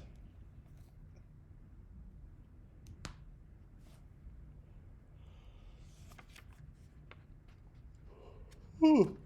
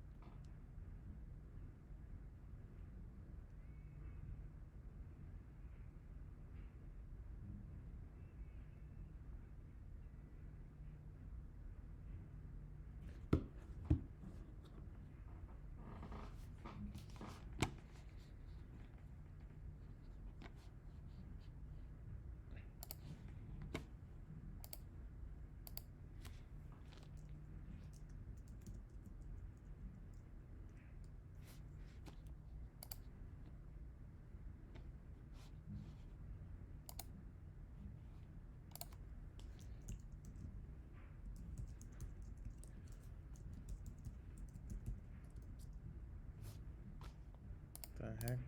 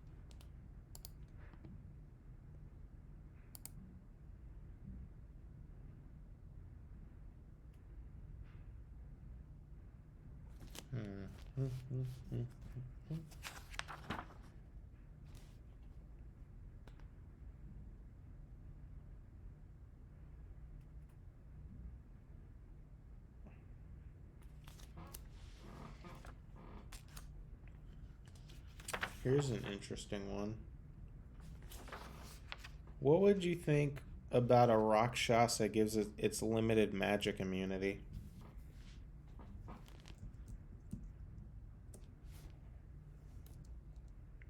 Because that could be an interesting item. Like, could be their outfit, could be just a natural part of them. Their fur, maybe. Like, what would you take away from a Rakshasa to get it? That would have to be like a super high level item, but.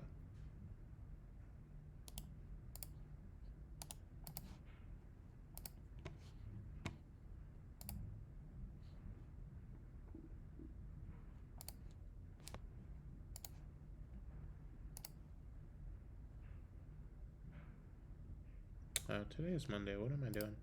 I don't need to do that yet.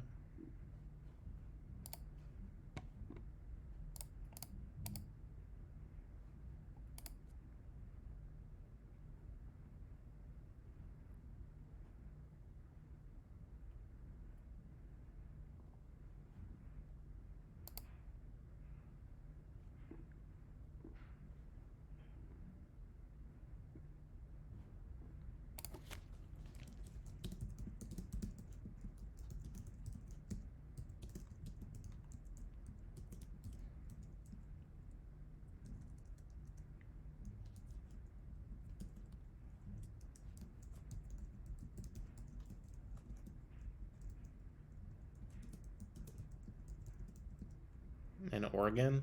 What kind of organ? Like a heart, maybe? Rakshasa heart?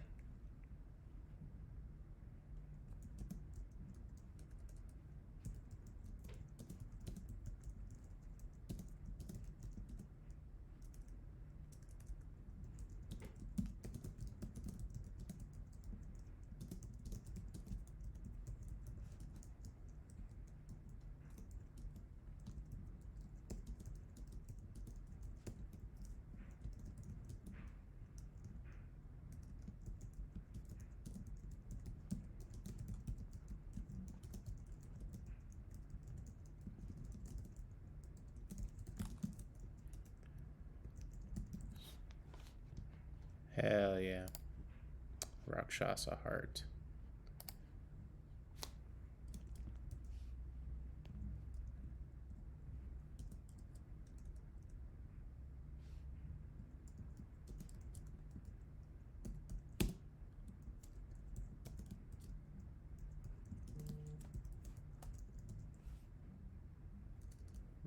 No, mine are limited.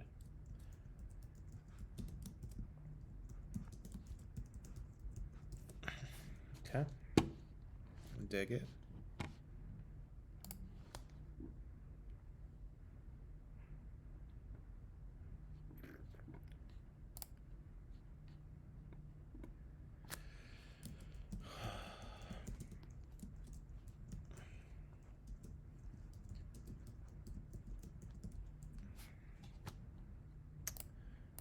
And the best part about school is when I get to the last 3 weeks of class and I've already guaranteed myself an A. So literally all I have to do is go in and pretend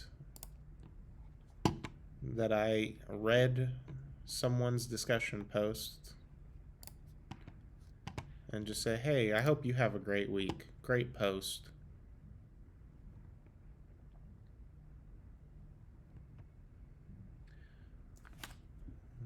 Just have to say, hi, Doug.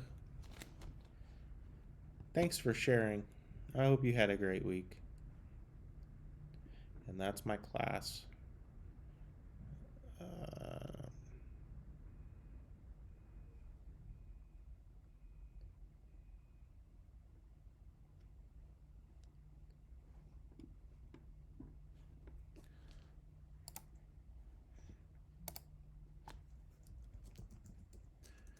Right, lads. What did I miss? Welcome back, Angry Meatball.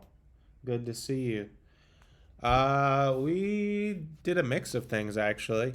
It's been a little quiet, but me and Cowboy have actually knocked out a good amount of work. So give me just a moment, and I will review the doc with you. What was this guy's name? Douglas.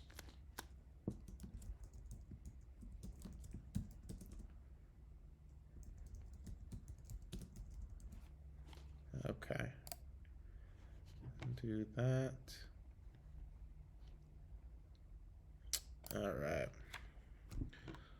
So we took some of the items that we had briefly talked about last week, and then we expanded on them. So such items as a mind flayer brain, a face of a Medusa, crown of Medusa hair, a Nothic eye, troll limbs, vial of black pudding, Pegasus wings, vampire fangs, treant wood, a tail from a succubus or incubus that could be used as an aphrodisiac or love charm, saladi eggs, pixie dust, and then a rakshasa heart are all examples of items that come from some type of monster or creature that we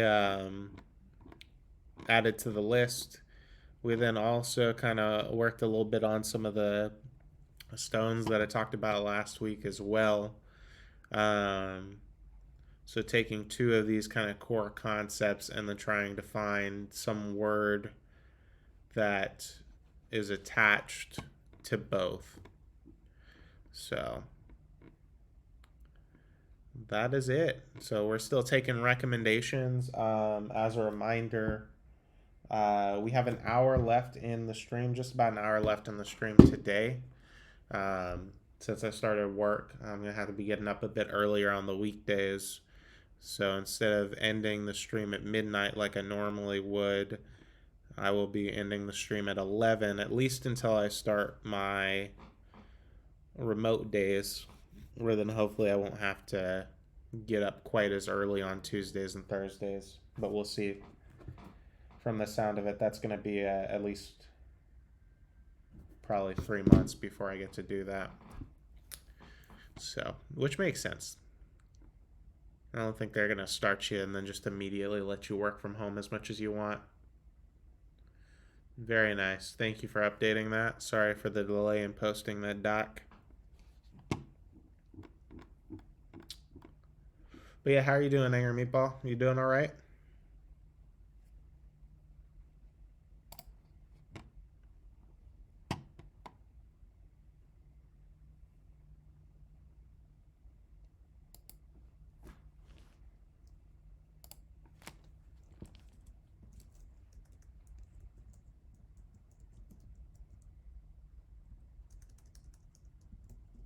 It's been a long day. Sorry to hear that. Hopefully it wasn't a bad day, you know? Because I'd say today was a long day for me as well, but at least it was like, I'd say a long day for the best possible reasons.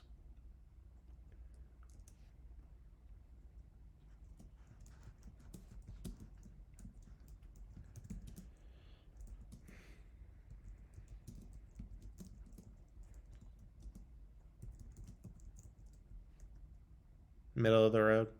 Yeah. Well, hopefully tomorrow is not as long for the both of us.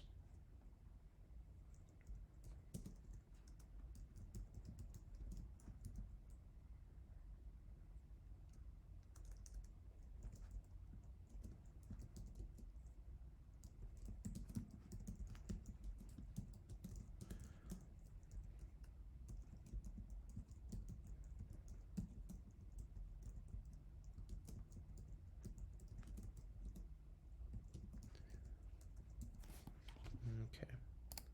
Let's put some generic dumb answer. Okay, there we go. And that's it.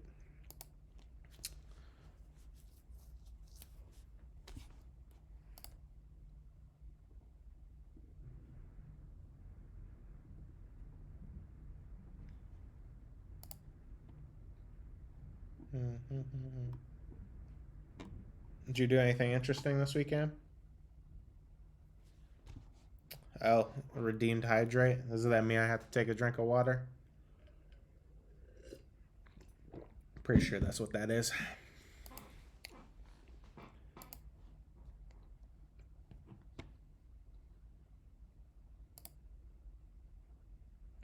Yeah, make me take a sip of water. Oh, also Angry Meatball. I don't know if you noticed, but we did get the emotes up. At least the tier one emotes. I don't really expect anyone to do tier two or tier three, but if that comes, I guess I'll ask that person what they want from an emote.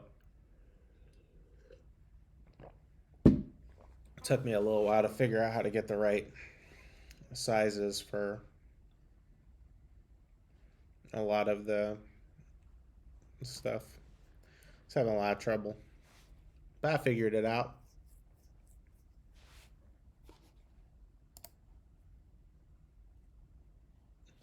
Interesting.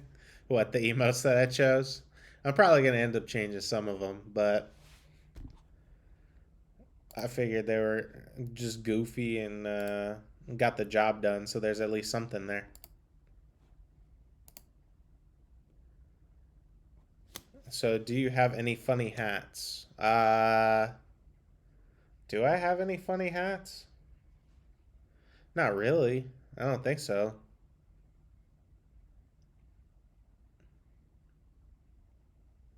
Do I have any funny hats?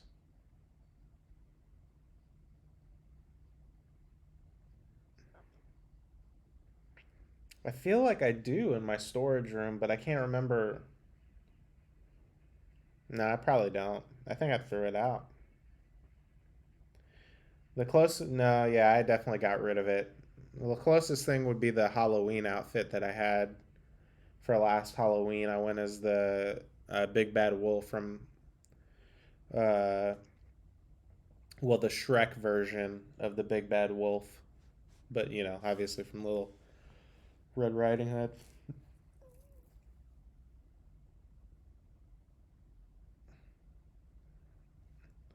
I'm noticing a lack of devil horns, assorted demon parts on the list aside from the Rakshasa and Succubus. Well, this is what we have you for, Angry Meatball, If you if you want to add some assorted devil demon parts, feel free to let us know.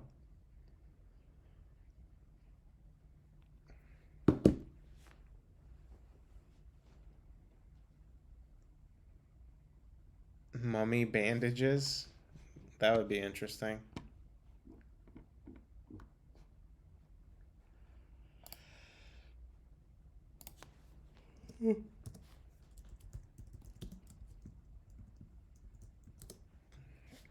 Cool.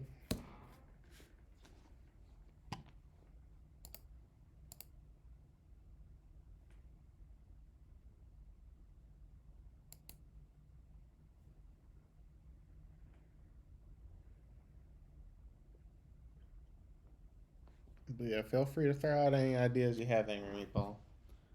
We got a decent amount of time left. Definitely could get a lot more on here in an hour, and then obviously we have Wednesday where we'll flesh it out a bit more.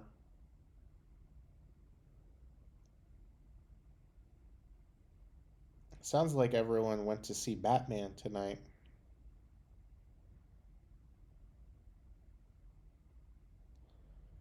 Oh, Angry Meatball, did you end up seeing Batman? I asked Cowboy earlier, but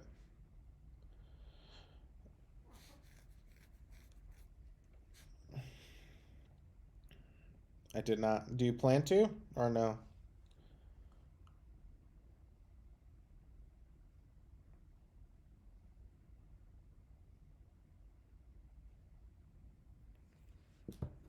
I haven't made plans to yet. It was I actually really liked it. So if if you had any interest in seeing it, I would definitely recommend it. I thought it was very well done. So I was impressed.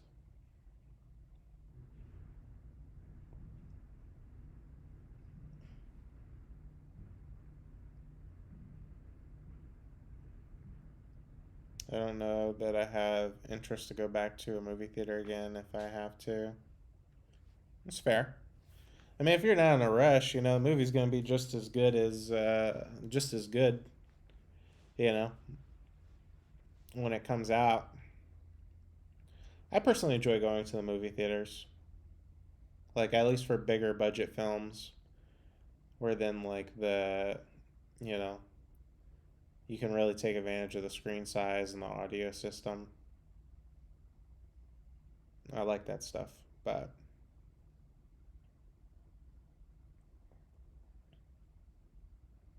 it will definitely. I mean, it's definitely like a big budget movie for sure, but it's not like super crazy over the top where that's not the most important part of the film, which is good. The acting and the pacing are both really good. So it's a long movie though. It was almost 3 hours, so it's got to be good to keep your attention for 3 hours. Let's see, what else do we got in this monster manual?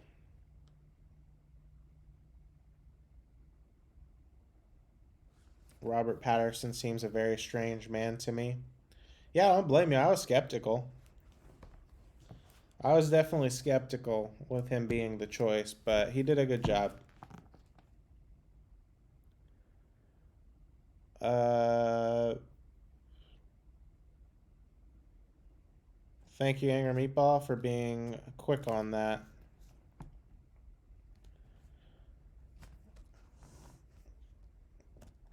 Catboy says, I don't usually go when the theater is packed, so seeing Spider Man No Way Home in theaters was an experience. Yeah, I usually don't go when the theater is packed either, unless it's unless I'm going with other people, because I have like the AMC like member thing where I pay a monthly fee, and then I can go see as many like 3 movies a week, which is more than I'm gonna end up going to see. So as long as I go see 2 movies a month, it evens out, and anything extra is gravy. Um, Angel feathers. Let me add angel feathers. I really don't go that often either. Uh, I was going a lot right before COVID, back when Movie Pass was really big, and then AMC came out with theirs, and I switched to it. So as soon as COVID started, they kept your membership active, but they weren't actually like charging you for the longest time. So they just recently actually started like charging people to be members again and giving back the benefit. So I was already enrolled from back then. So I need to start going again more often. But Batman actually paid for itself because apparently Batman tickets were more expensive than most movies. So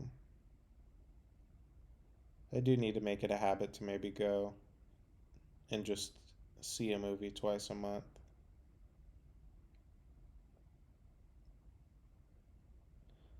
Because there's always interesting movies coming out that you don't like want to spend money to see. Like you don't want to spend money to risk seeing it, you know? But dryad bark. Okay, cool.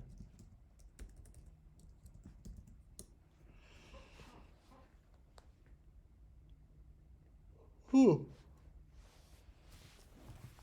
A revenant forms from the soul of a mortal who met a cruel and undeserving fate. Its claws its way back to the world to seek revenge. The revenant reclaims its mortal body and superficially resembles a zombie, however, instead of lifeless eyes, revenant's eyes burn with resolve and flare. Presence of its adversary. If the revenant's original body was destroyed or it's otherwise. Okay. Lycanthrope parts could be interesting. What kind of parts are we thinking? Oop, here's another big bird.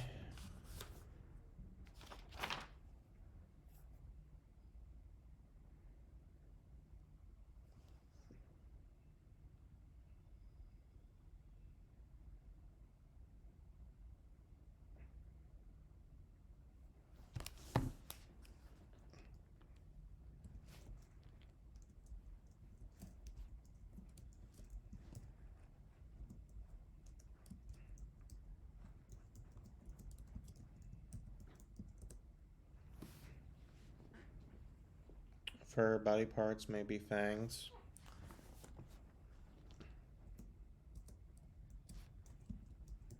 I think fangs is probably going to be. It kind of fits the same theme of what we were talking about with vampires earlier.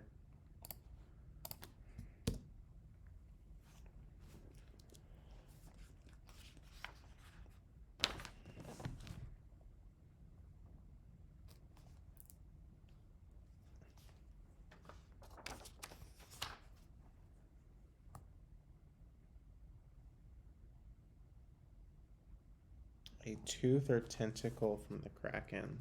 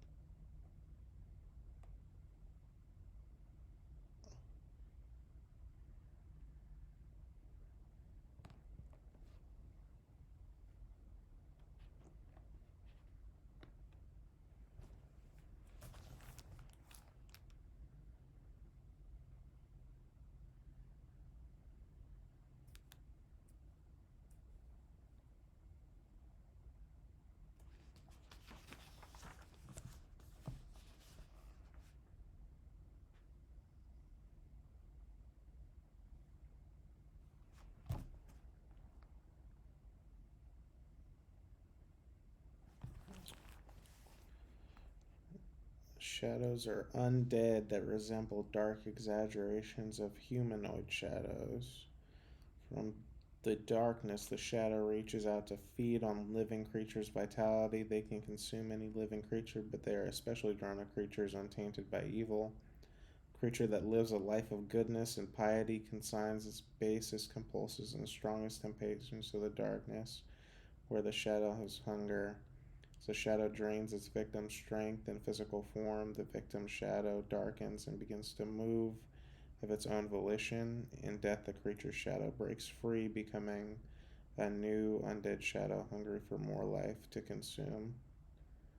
Creature from which shadow is undead nature. I'll also imagine getting your hands on a lich's phylactery, and instead of destroying it, you try to find a way to use it to enhance magical rituals. Okay.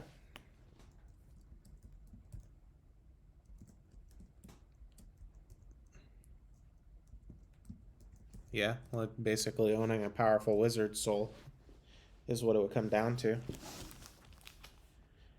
That's cool.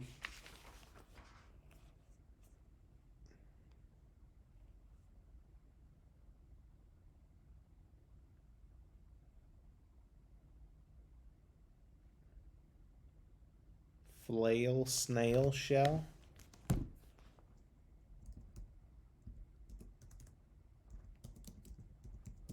Okay. Let's see.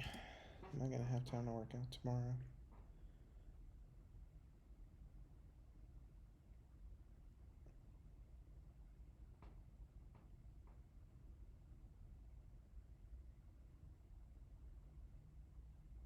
Yeah. I take lunch right after. Okay.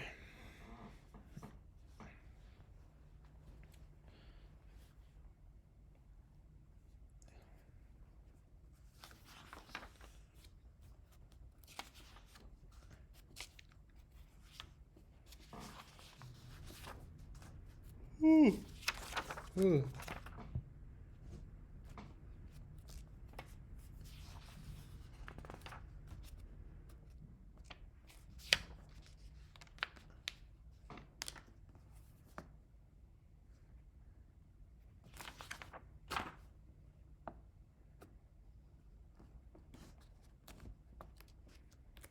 Hmm.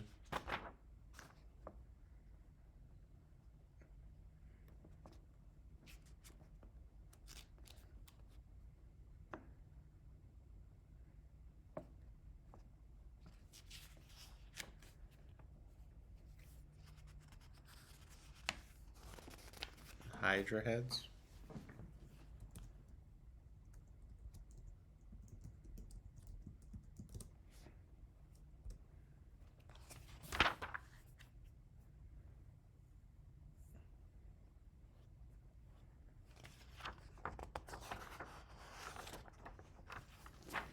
I like that they dedicate a whole page in the monster manual to a picture of the Tarrasque.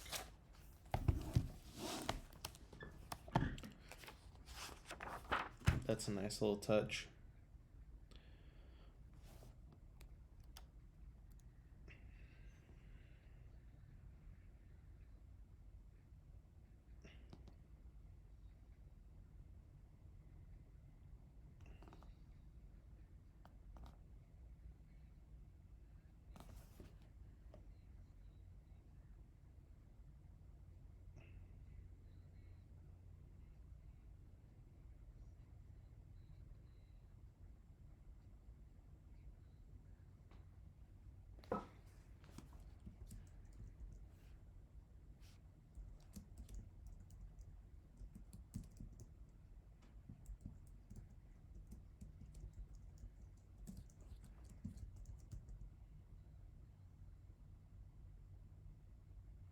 I need to get the scale of it. Yeah, the Tarrasque. And I agree. It's clearly to show the scope of it.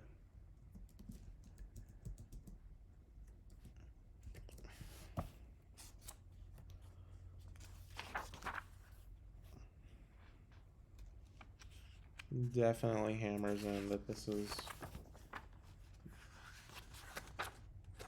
King Monster. How did the Tarrasque become that iconic monster though? That like I don't know. I feel like they're just more flavor-wise badass creatures than a Tarrasque. That should, I don't know. Tarrasque just seems so plain. It's just a big bully.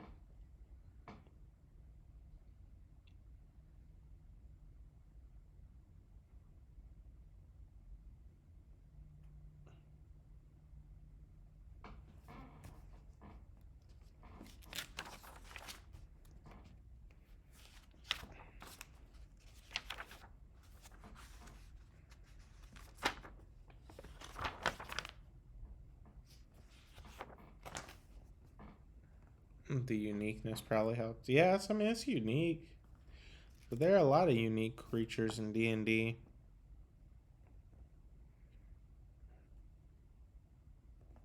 I guarantee that someone just one day said like, what would the biggest, just baddest creature look like?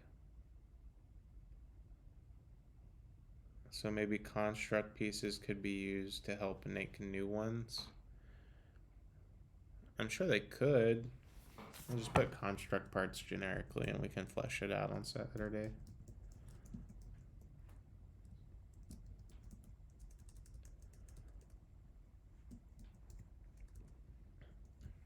Wait, what? I accidentally hit the underlining key. Correct.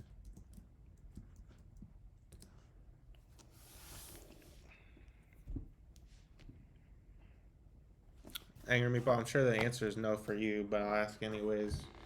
And Catboy as well. Catboy, you are more inclined for this to be yes. Do either of you go to like any conventions, like specifically anime, but also like anything in general? I would be very surprised if Angry Meatball said he went to anime conventions. Not to mention the regeneration. Sure, that's fair. But I feel like I don't know. I wonder if the conversation started with like if they started with like here's this thing that I want to make in the sense of like here's a Tarask and they already had the idea fully formed, or if it was like hey how could we make the most just broken monster behemoth of a body. I'm actually going to one in May with my brother. I went to a Star Trek convention once. I go to anime cons. Angry Meatball says the whole con energy isn't for me. I don't blame you. I do not blame you at all. I was just curious. I'm going to at least one this year. Um, there's a small one in the city I live near that I also go to. Yeah, I'm thinking about going to at least one this year. There's usually one here in Houston that I go to, Matsuri, Anime Matsuri. And I kind of agree with Angry Meatball. The vibe is not always it for me. Definitely a good opportunity to go shop for the things that I like and spend some time with friends. But I'm debating on if I want to try to do a panel there or if I want to do it at the other convention I might be going to later this year in California. But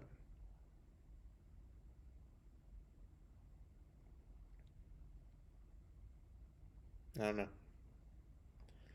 I don't know. I've been to a couple of different anime conventions specifically, and then I've been to PAX South specifically, which I think is the smallest one, which is like a gaming convention. It's okay. Like for people who get really into it, like I guess if I cosplayed or if um, I don't know.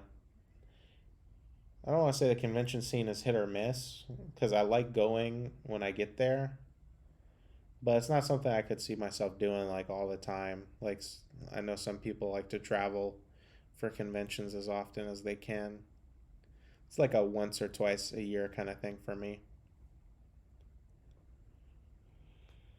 But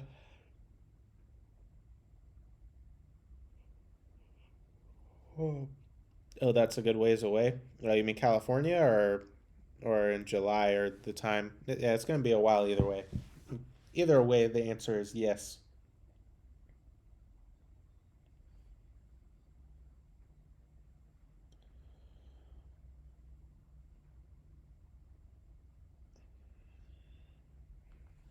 Yeah. Yeah, I mean, my friends have been talking about going to uh, Anime Expo for years now, which is the one in Cali. So we're probably gonna do it this time. Supposedly that's the biggest one of the year, at least here in the States. So if there's one that's gonna do it right, it should in theory be this one. So we'll see. As far as big ones go, I go to ones in Atlanta. Makes sense. Atlanta would be another city that I would expect would have some good cons. Atlanta, Georgia is a very hospitable town, or not town, state, obviously. Atlanta is a hospitable city, is what I meant to say. Very welcoming. They have two big anime cons. That doesn't surprise me. They are all about having reasons to have tourists come in. So that does not surprise me at all.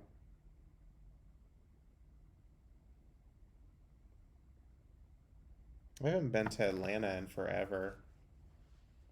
Like outside of like a layover for a flight to Florida. I think that's the last time I've technically been in Atlanta.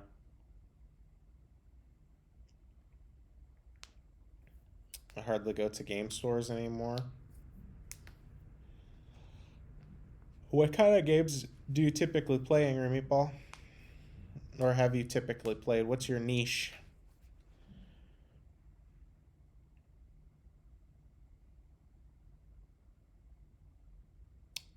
The anime club at the uni I went to started a local con a few years ago. That's cool. That's really cool. Can't imagine going to an even larger gathering of intense nerdum. I mean, I agree with you in the sense that like I enjoy it in small enough doses. Like not to shit on the nerd community, but there are like just so many people who don't have like proper hygiene at those events or like don't take care of themselves at those events that like it kind of gets in the way of some of the fun. And then there's always just people who are too over the top, which everyone should go and have a good time until it's like you're having a good time at the expense of other people having a good time, which I think happens a lot at conventions. I play Magic and I used to play D&D at game stores. Do you ever get into any video games though?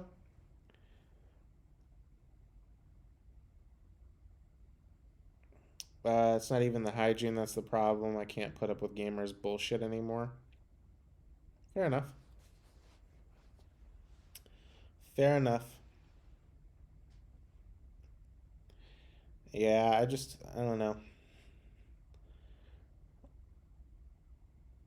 That's why I'm debating on doing a panel. Like, basically, my panel idea would be to do, if I can make it make sense, to do like an episode of the stream at a convention where then like I'm live streaming it, but then there are also like people at the panel who are coming and presenting ideas or talking, which I think would be kind of cool. Um, but then I imagine like what some people would do, and I just wonder if it makes sense. Angry Meatball says, I play a few video games, single player games, sci fi mostly. Cool. Very cool. Yeah, generally when it comes to video games. Oh, excuse me. When it comes to video games, I'm mostly a single player guy nowadays, anyways, as well. I really enjoyed the new Halo Infinite for multiplayer, but I find that nowadays I really like having the ability to kind of like open and shut a game. So having like a good actual stopping point is convenient for me. Gorgon plates.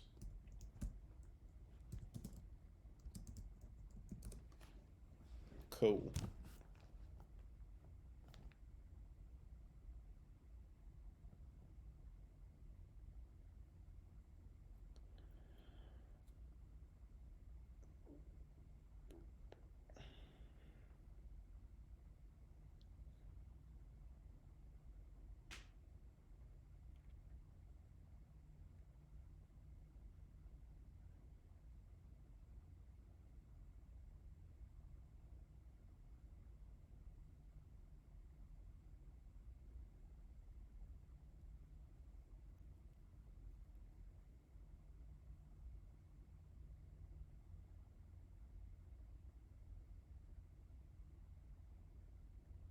Interesting.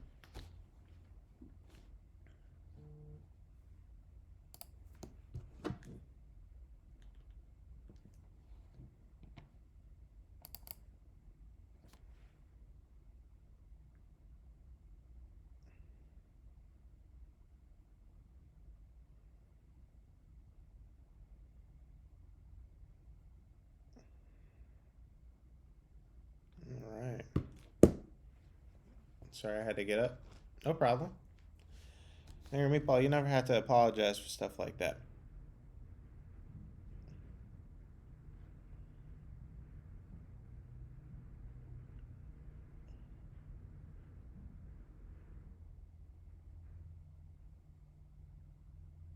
We were in the middle of a conversation. No big deal. It happens, man. I appreciate you being here, but I cannot always expect you to be, or expect me to be priority number one. So it is all good.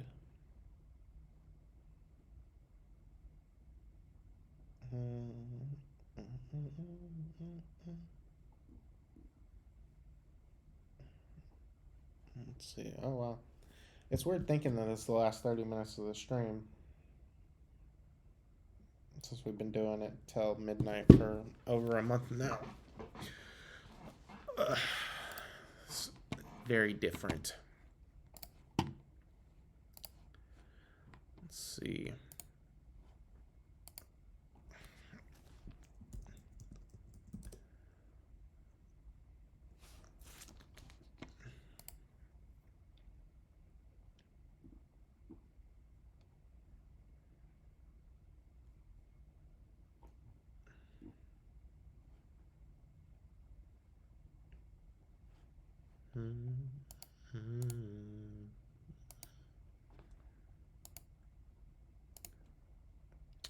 Angry Meatball, I don't know if you got a chance to look at the doc that I posted for the giveaway,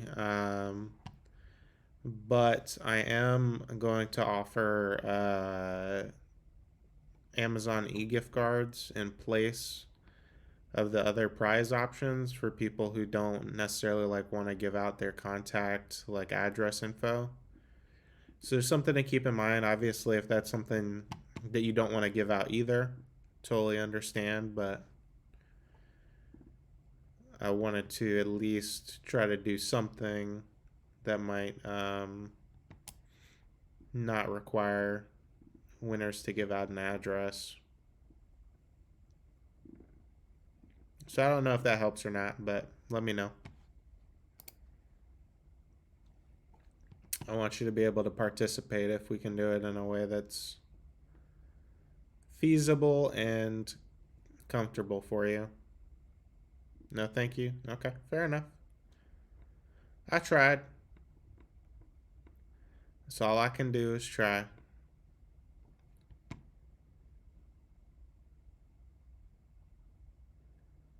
I value as much of my anonymity as I can keep.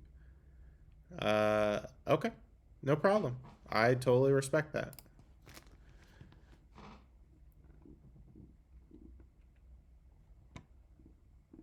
And like I said, if you have any suggestions that maybe do not require you to,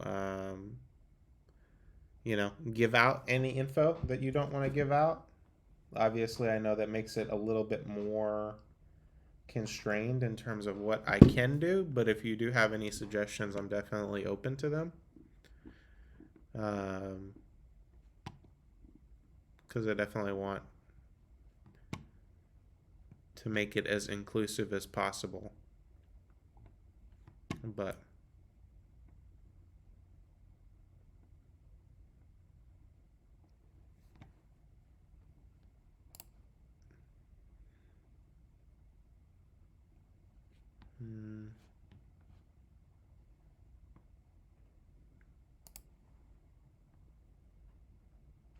you don't need to bend over backwards for me. I wouldn't consider it bending over backwards. It's like I said, I mean, I thought Amazon gift card was easy enough, just in the sense that like a lot of people might prefer to give out an email to an address, but at the same time, if you have a suggestion, I'm open to taking it. Is more so what I'm saying. If I think of something, then I'll throw it by you, like I did the gift card idea. And if you think of something, just like don't not share it. You know, if I can't do it, I'll just tell you no.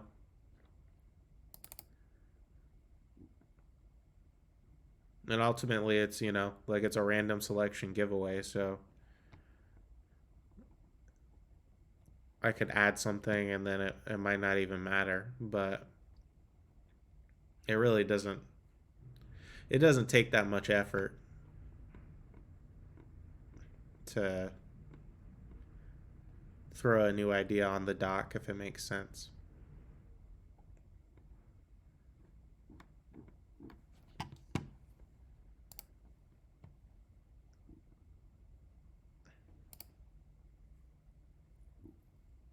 Mm-hmm.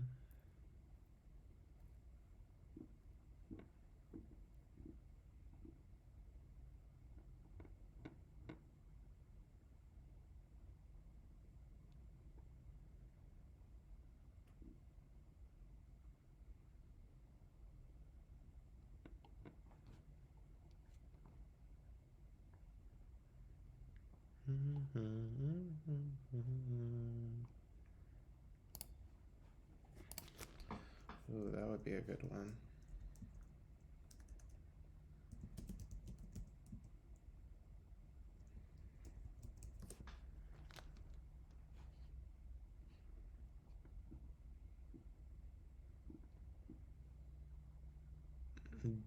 Demi-lich skull. Okay, I dig that.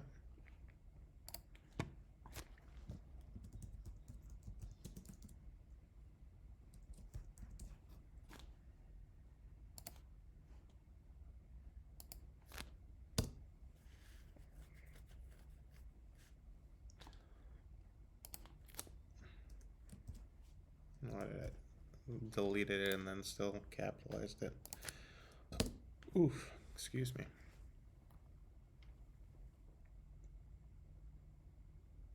Mm.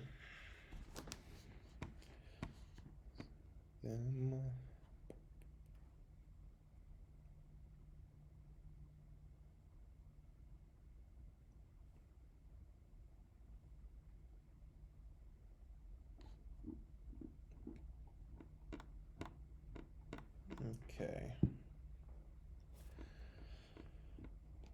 All right, guys, we got just about 20 minutes left. So we're definitely in the wind down portion of the stream. If you're here now, feel free to drop any ideas that you have for magic item parts that may be usable um, from some type of monster or creature.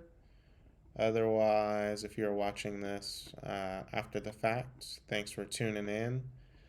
Please be sure to check back Wednesday between 8 and 11. We'll be doing this again, Central Time. And then Saturday, which is a quick aside, apparently Saturday is I think Saturday is daylight savings. But in either case, Saturday, 8 p.m. Central Time, we will do the actual deep dive.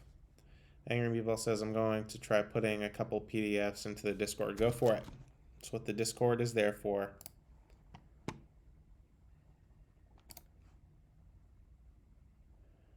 Yeah, drop whatever you got. They're too big, never mind. Well, damn. How big are they? Because I think at a certain... Um, I think that we get like bigger file perks when the server gets boosted, and I was thinking about when I get paid boosting it. Let's see. Let me see.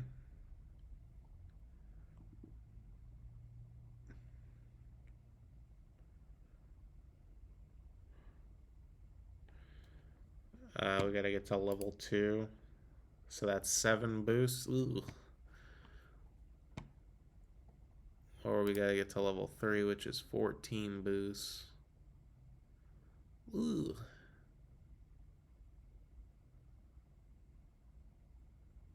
Okay. 30, and 100. So if we get to level 2, it lets us do 50 megabyte files, and if we get to level 3, we get 100 megabyte files. Yeah, we would need some Nitro members, because those boosts are fucking ridiculous on their own. But I might end up getting Nitro next week when I get paid. We'll see.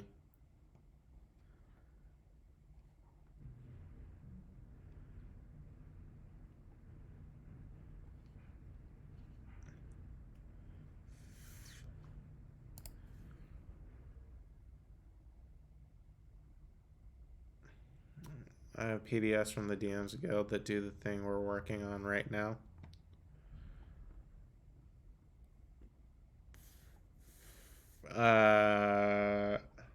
Trying to think what would be the best way for you to get those, where we could see them besides breaking them up.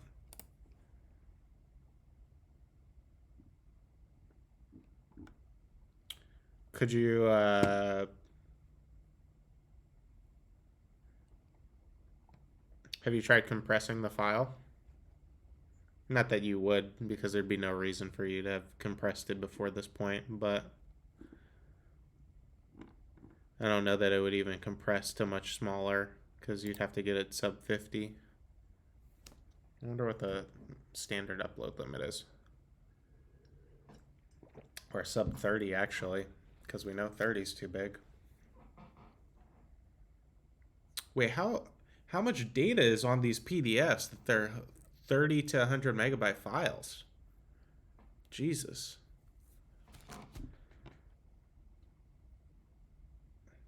Because let me see something.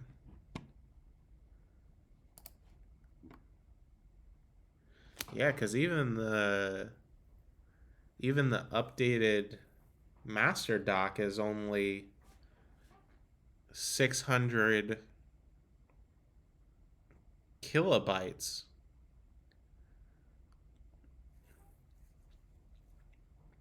Does it have like a lot of images or something on it?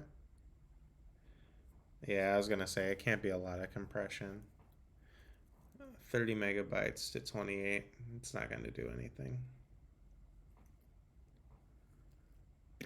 Shit. I don't know.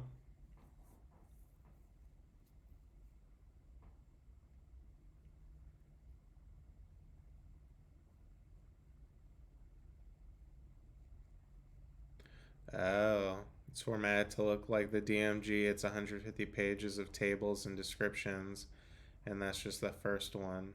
I gotcha. So it is a very comprehensive document.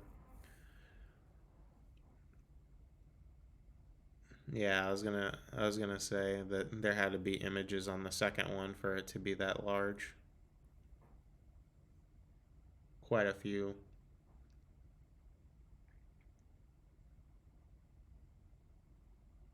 Hmm. Yeah, I'm not sure what the best way of getting that is gonna be. At least not at this exact moment. Because they don't give us anything for level 1.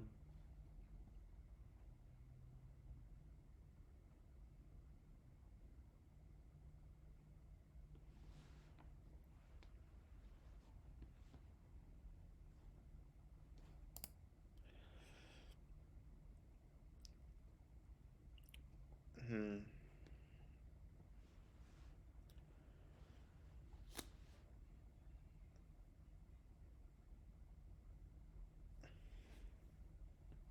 It's called Hammond's Harvesting Handbook. Alright, I'll look it up.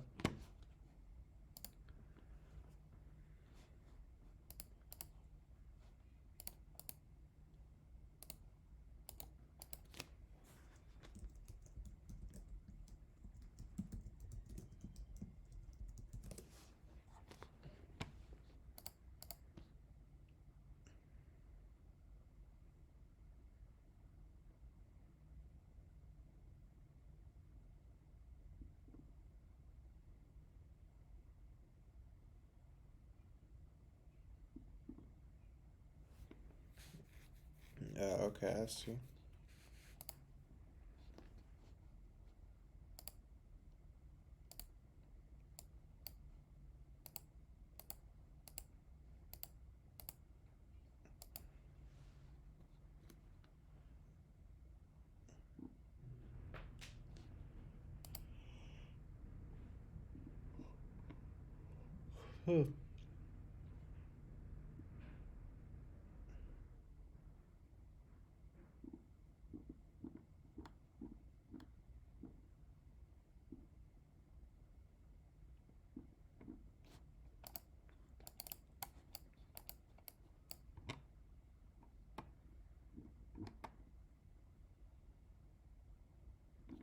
Some good art.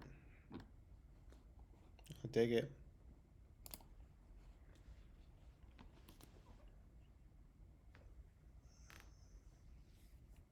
Mm. And that one is the 30 megabyte one? Or that one's the 100 megabyte?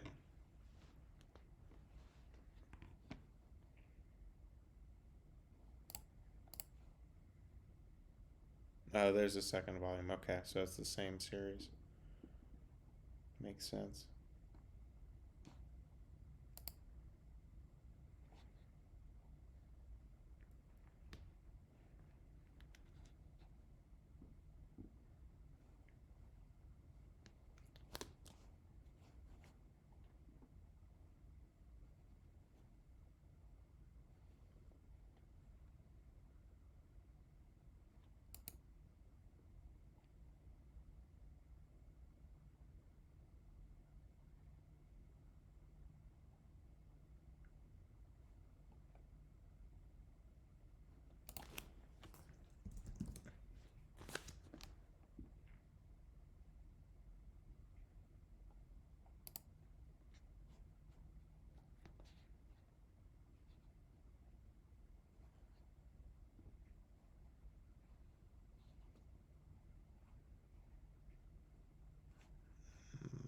Fuck, that's pretty good.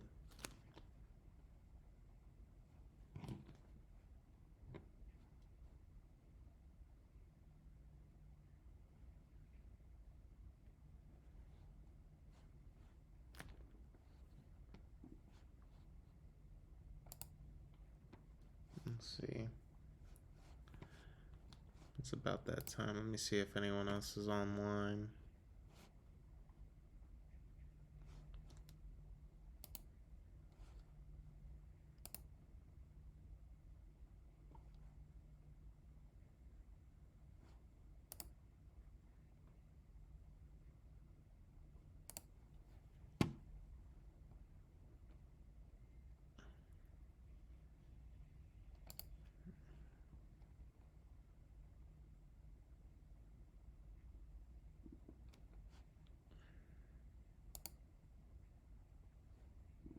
Hmm.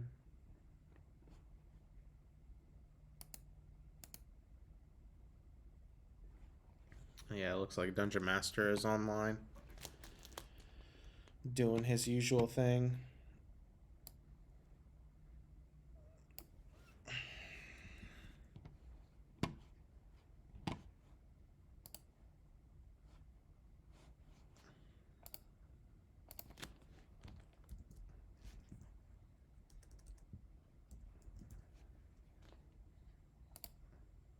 Let's see. Ugh.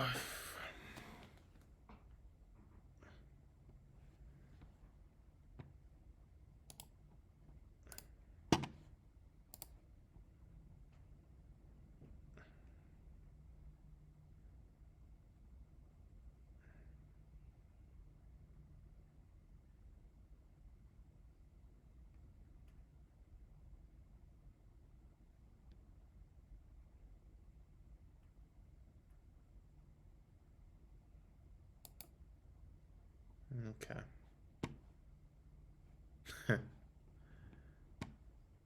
What a good stream name.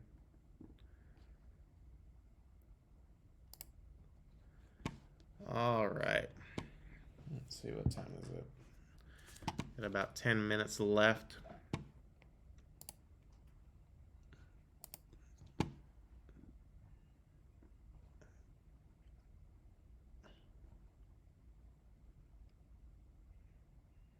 If you guys have any other ideas, feel free to throw them out. But it is almost that time. Feels weird saying that. I feel like I could go for another hour. I just know it's not a good idea.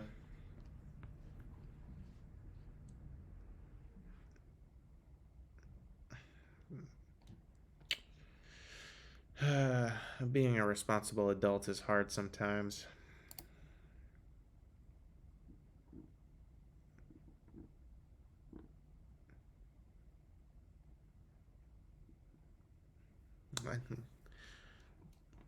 Like today is one of those days. I'm sure it was the same for you, Angry Meatball, since you said it was a long day. It was one of those days where I don't think like I actually had,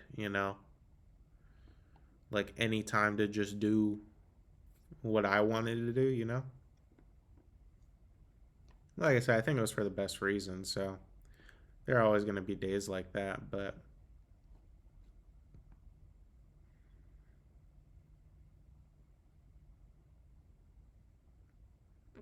I'm hardly even a responsible adult, and it's hard sometimes.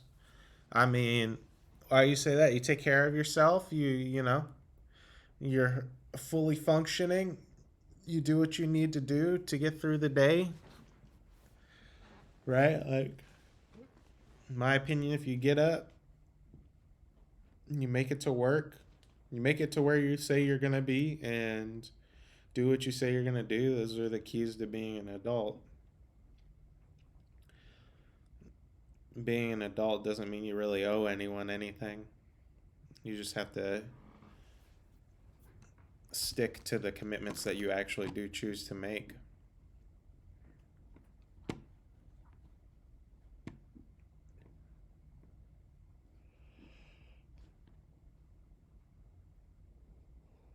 Oh.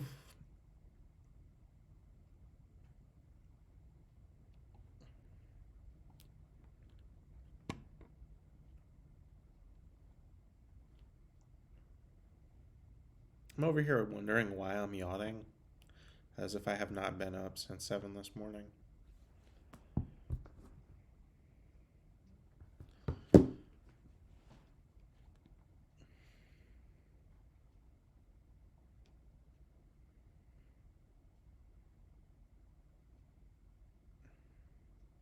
To bed then? No, I go in a couple minutes. May as well. Doing my usual display browsing. I just like it was like just a like I said, like just a random thought in my head. It was like, why are you yawning? It's only 11 o'clock. Not even 11 o'clock. And then realizing that, like when you get up at 7, like maybe you should yawn around 11 o'clock. But let's see.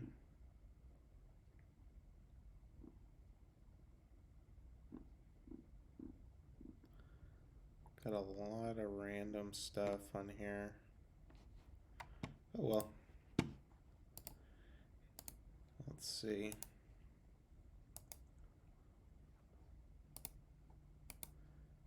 Alright, let's do this.